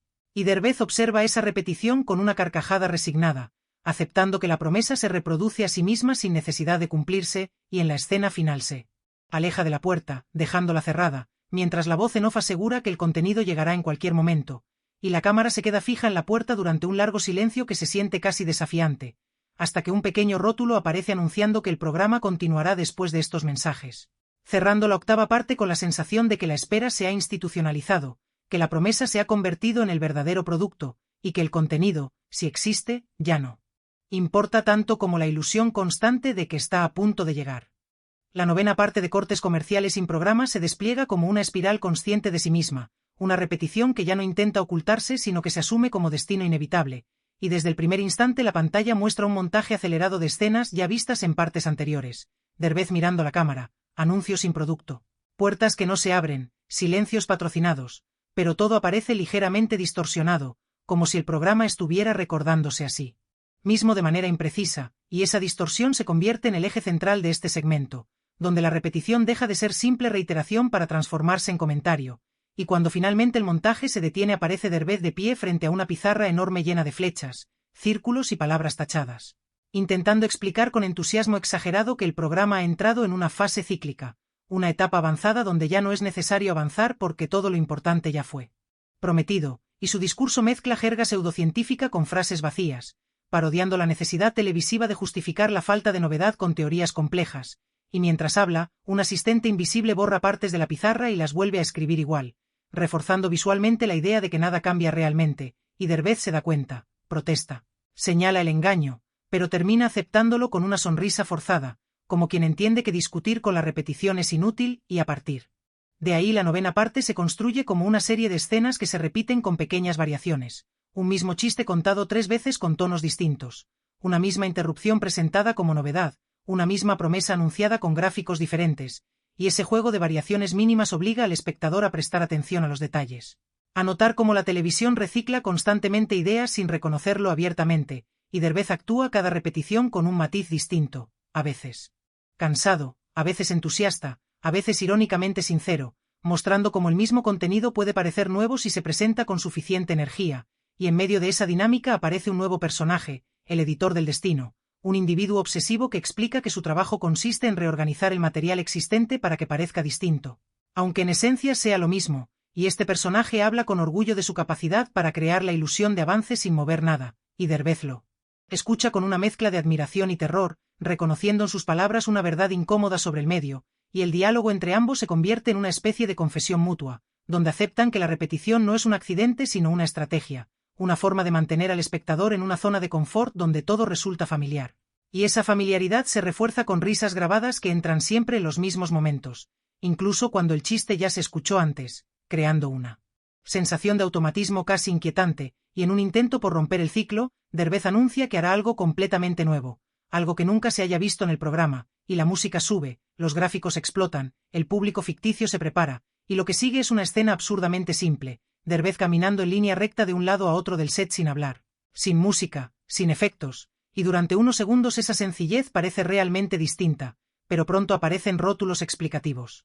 Cámaras adicionales, comentarios innecesarios, hasta que la acción se vuelve tan cargada como todo lo anterior, demostrando que incluso lo nuevo es rápidamente absorbido por la lógica de la repetición, y Derbez se detiene, suspira, y reconoce en voz alta que quizá el problema no es repetir sino fingir que no se repite, y esa frase, aunque dicha en tono de broma, funciona como uno de los comentarios más directos del episodio, y sin dejarla reposar, el programa se lanza a un segmento titulado La repetición favorita del público, donde se repite una escena completamente irrelevante varias veces seguidas, cada una presentada como si fuera la primera, con entusiasmo renovado, y el público ficticio responde igual cada vez, reforzando la idea de una audiencia que acepta y celebra la repetición como parte natural del espectáculo. Y a medida que este segmento avanza, la repetición se vuelve cada vez más evidente, casi agresiva, obligando al espectador a confrontar su propia tolerancia, su disposición a seguir mirando aunque sepa exactamente qué va a pasar. Y en el tramo medio de esta parte aparece un falso debate televisivo donde varios personajes interpretados por Derbez discuten si la repetición es buena o mala, todos usando argumentos circulares que no llevan a ninguna conclusión, y ese debate se extiende deliberadamente sin resolución, reflejando cómo la televisión puede hablar indefinidamente sobre un tema sin avanzar realmente, y cuando finalmente parece que alguien va a decir algo nuevo, es interrumpido por un corte comercial que repite exactamente el mismo anuncio visto antes, solo que con un tono distinto, y esa interrupción funciona como remate irónico, porque incluso el corte se repite, y Derbez reacciona con una risa cansada, aceptando que la repetición ha ganado, y en lugar de luchar decide abrazarla por completo, anunciando una gran repetición final, un segmento donde se repasan promesas hechas desde el inicio del programa, todas presentadas como si aún estuvieran por cumplirse, creando una sensación de eterno presente donde nada se resuelve, y esa acumulación de promesas no cumplidas se vuelve casi hipnótica, hasta que Derbez se detiene abruptamente y mira a la cámara con seriedad, preguntando si el espectador se ha dado cuenta de cuántas veces ha escuchado lo mismo, y ese momento rompe brevemente el ciclo, creando un silencio incómodo que dura más de lo habitual, y justo cuando parece que el programa podría salir de la repetición. Aparece un rótulo que anuncia repetimos este momento por petición del público, y la escena vuelve a empezar desde unos segundos atrás, cerrando la novena parte con una carcajada amarga que reconoce la repetición no como falla sino como destino, como la condición natural de un medio que se alimenta de la familiaridad y la promesa constante de algo nuevo que, en el fondo, siempre será una variación de lo mismo. La 10ª parte de cortes comerciales sin programa se presenta con una solemnidad exagerada, como si el propio programa fuera consciente de que ha llegado a un punto simbólico y decidiera explotarlo hasta el cansancio, y la pantalla se llena de rótulos que anuncian el gran final, el cierre definitivo, el último segmento, todos apareciendo uno tras otro, superpuestos, contradiciéndose visualmente mientras una música épica intenta imponer la sensación de clausura, y en medio de ese bombardeo gráfico aparece Derbez vestido de gala, traje impecable, expresión seria, caminando lentamente hacia el centro del set como si fuera a dar un discurso histórico, y su caminar es tan lento y calculado que parece diseñado para extender el momento lo máximo posible, y cuando finalmente se detiene frente a la cámara, respira hondo.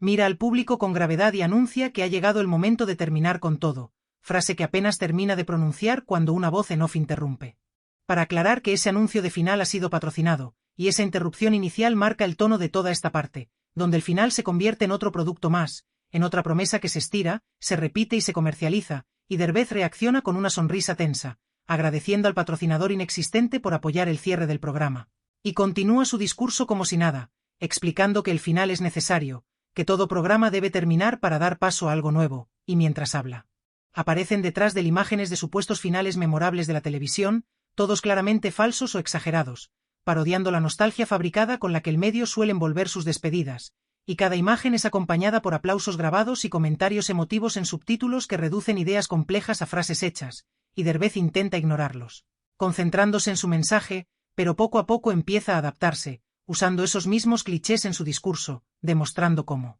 incluso la crítica puede convertirse en parte del ritual, y en un momento anuncia que va a apagar las luces del set como símbolo de cierre, pero cada vez que intenta hacerlo aparece un nuevo foco que se enciende solo, iluminando algún rincón innecesario, y ese juego visual se prolonga, con Derbez apagando luces una por una mientras el set parece resistirse, llenándose de iluminación innecesaria como si el programa se negara a terminar, y esa resistencia se vuelve cada vez más explícita cuando aparece el ejecutivo de televisión acompañado de gráficos de rating, asegurando que los finales generan mucha expectativa y que sería un desperdicio terminar realmente, proponiendo en cambio un final extendido, y Derbez discute con él en un diálogo absurdo donde ambos coinciden en que el final es importante pero ninguno quiere llegar a él.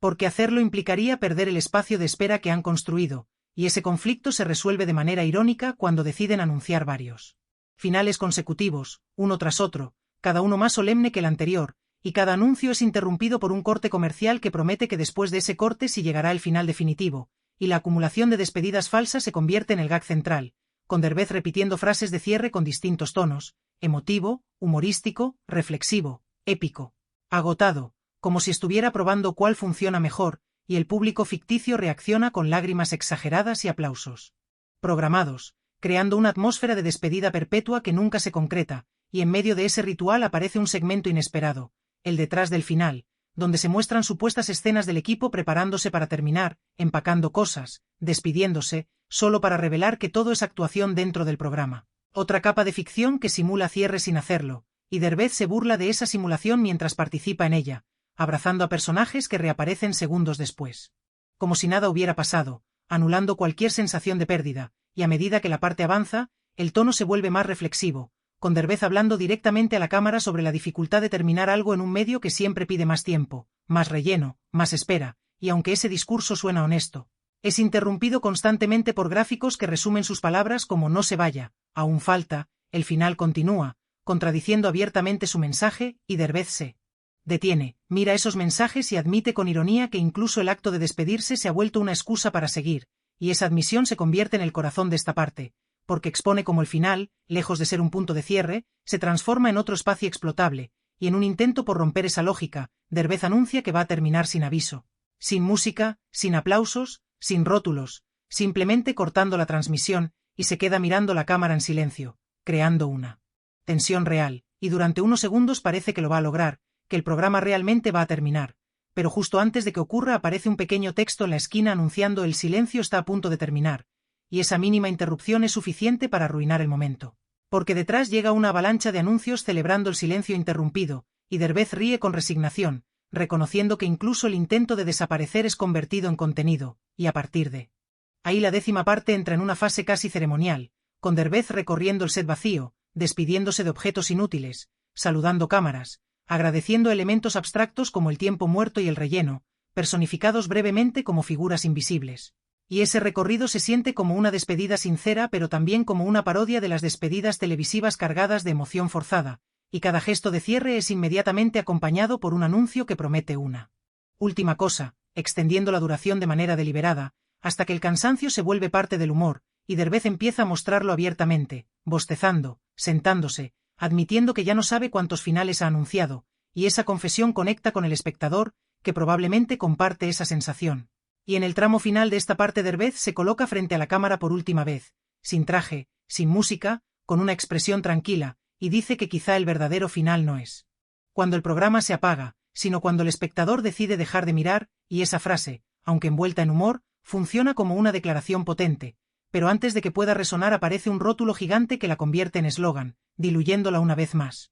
Y el episodio cierra con Derbez intentando decir adiós mientras la pantalla se llena de anuncios de despedida, despedidas que anuncian más despedidas, creando una sensación de clausura infinita, dejando claro que en el universo de cortes comerciales sin programa el final no es un punto, sino una promesa más, una herramienta para seguir extendiendo el tiempo, para seguir ocupando espacio, para seguir existiendo sin necesidad de concretar nada, y esa imposibilidad de terminar se convierte en el verdadero cierre de la 10ª parte, un cierre que, irónicamente, deja todo abierto.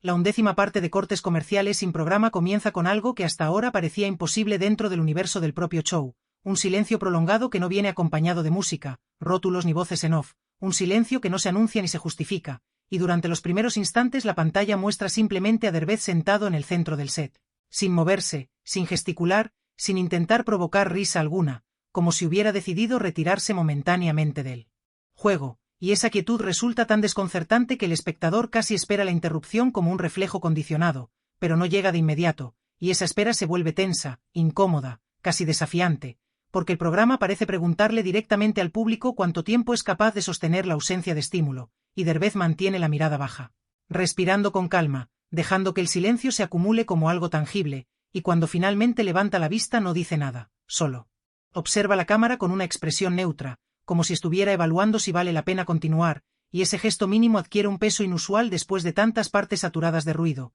y es precisamente en ese punto cuando aparece la primera grieta, un pequeño sonido casi imperceptible, un leve zumbido que se cuela en el silencio, y Derbez lo nota.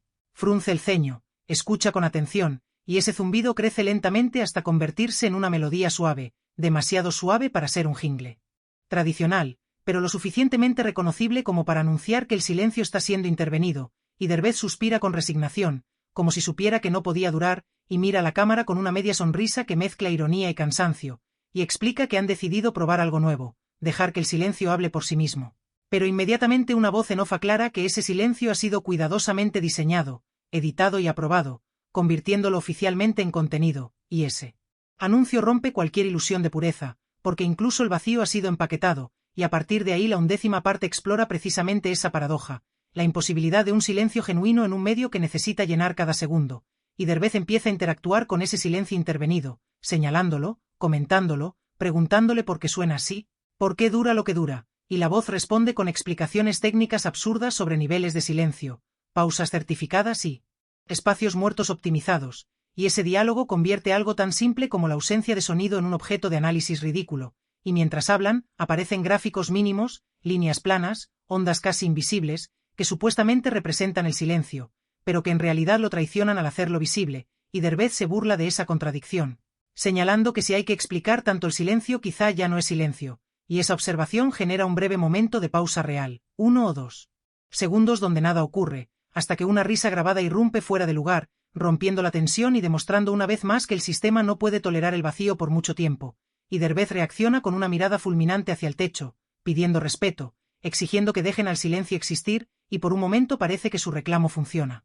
Porque el sonido se detiene, las luces se atenúan, y el set queda envuelto en una calma artificial, y ese instante se siente distinto, casi íntimo, como si el programa hubiera bajado la guardia, y Derbez aprovecha para hablar en voz baja, confesando que quizá lo que más teme la televisión no es el error ni el fracaso, sino el silencio, porque el silencio obliga a pensar, a sentir, a confrontar la ausencia de estímulo, y aunque su tono es reflexivo, no cae en solemnidad, porque cada frase es acompañada por pequeños intentos de interrupción que él mismo rechaza, levantando la mano, pidiendo paciencia, negociando segundos de calma.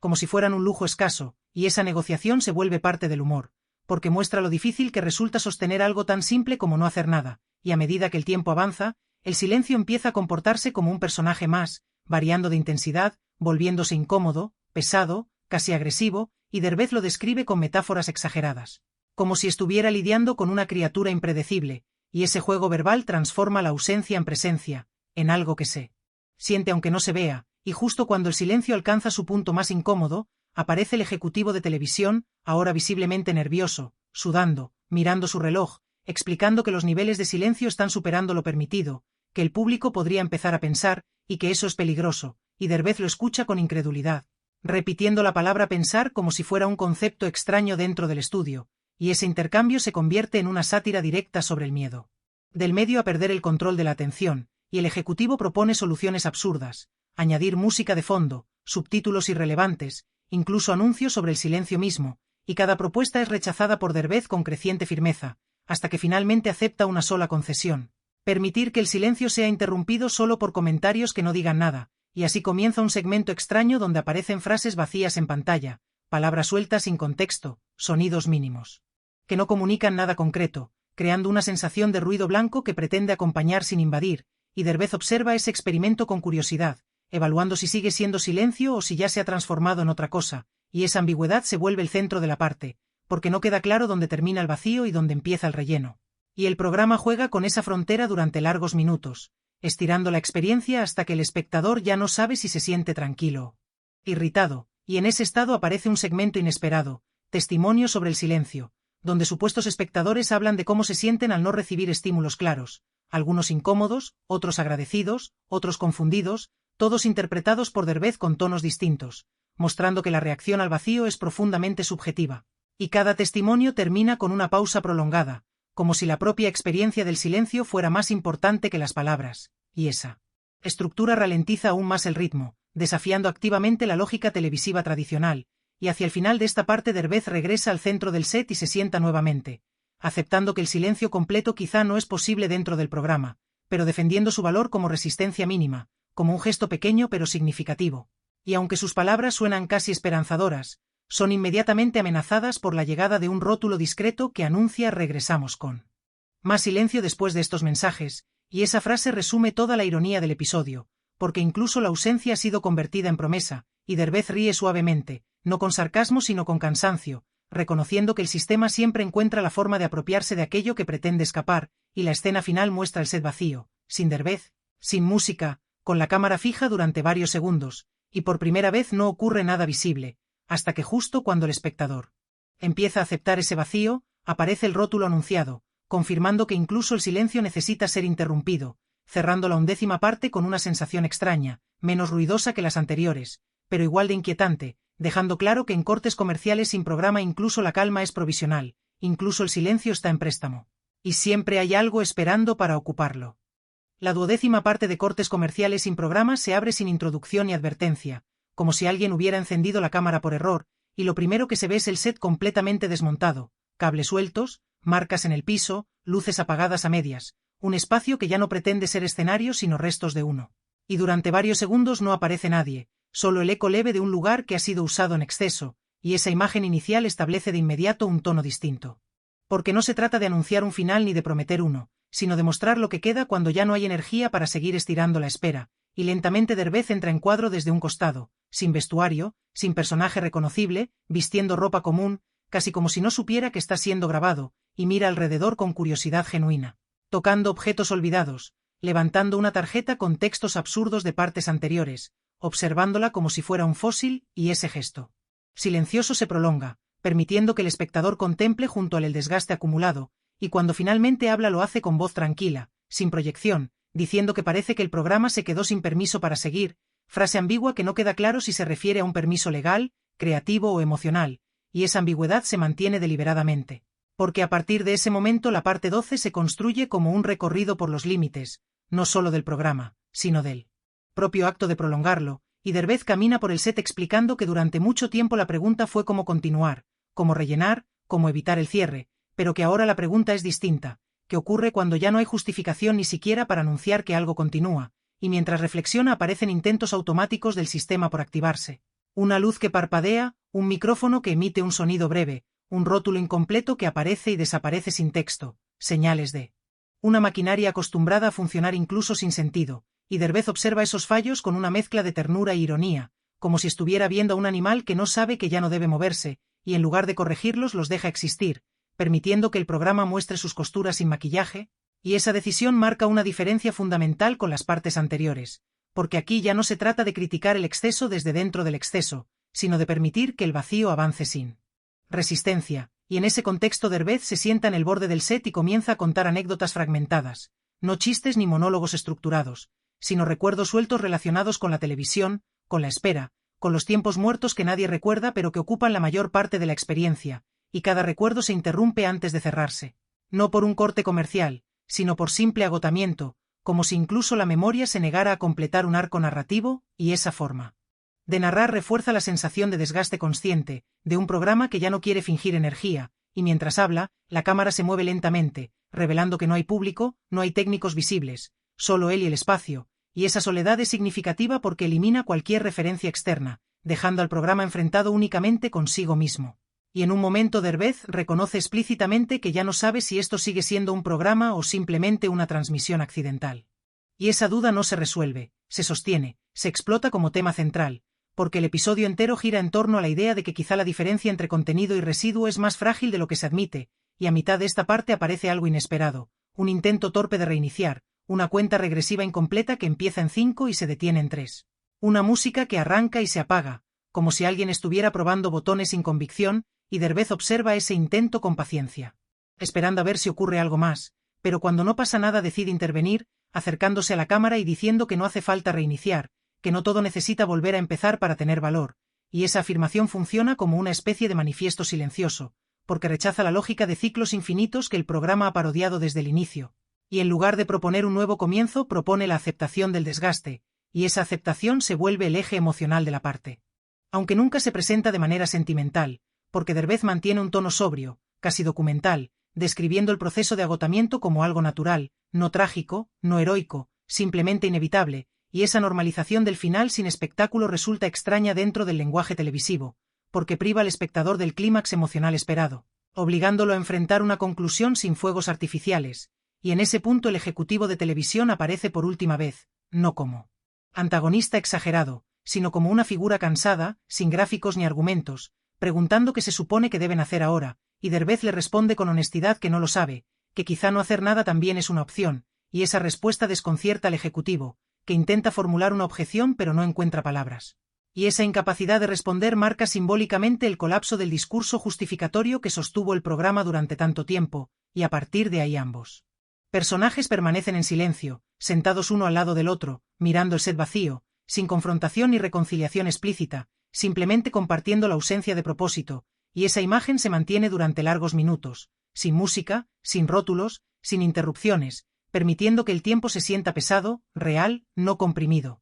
Y es en ese tramo donde el episodio alcanza su gesto más radical, porque no ofrece entretenimiento ni comentario, solo presencia, y cuando finalmente Derbez se levanta lo hace para despedirse del espacio, no del público, tocando las paredes, agradeciendo irónicamente a los errores técnicos, a los silencios mal colocados, a los cortes que no llevaban a nada, reconociendo que fueron esos defectos los que sostuvieron todo, y esa despedida no se subraya ni se enfatiza, ocurre casi como un murmullo. Y justo cuando parece que la transmisión podría terminar de manera natural, aparece el último intento automático del sistema, un rótulo que dice: continuará, claramente fuera de lugar, y Derbez lo mira, sonríe con suavidad y lo apaga manualmente, un gesto simple pero cargado de significado, porque por primera vez el programa no es interrumpido sino detenido desde dentro, y tras ese gesto no ocurre nada espectacular, no hay aplausos ni música de cierre. Solo la cámara fija apuntando al set vacío durante un tiempo indefinido, y el espectador no recibe señal clara de que ha terminado, porque la imagen permanece inmóvil, hasta que lentamente se oscurece sin transición, sin aviso, sin promesa de regreso, y esa oscuridad final no se presenta como un final definitivo ni como un nuevo truco, sino como una ausencia aceptada, un espacio que ya no busca ser llenado, cerrando cortes comerciales sin programa no con un golpe, sino con un desvanecimiento, dejando claro que el verdadero final no fue anunciado, ni vendido, ni interrumpido, sino simplemente permitido.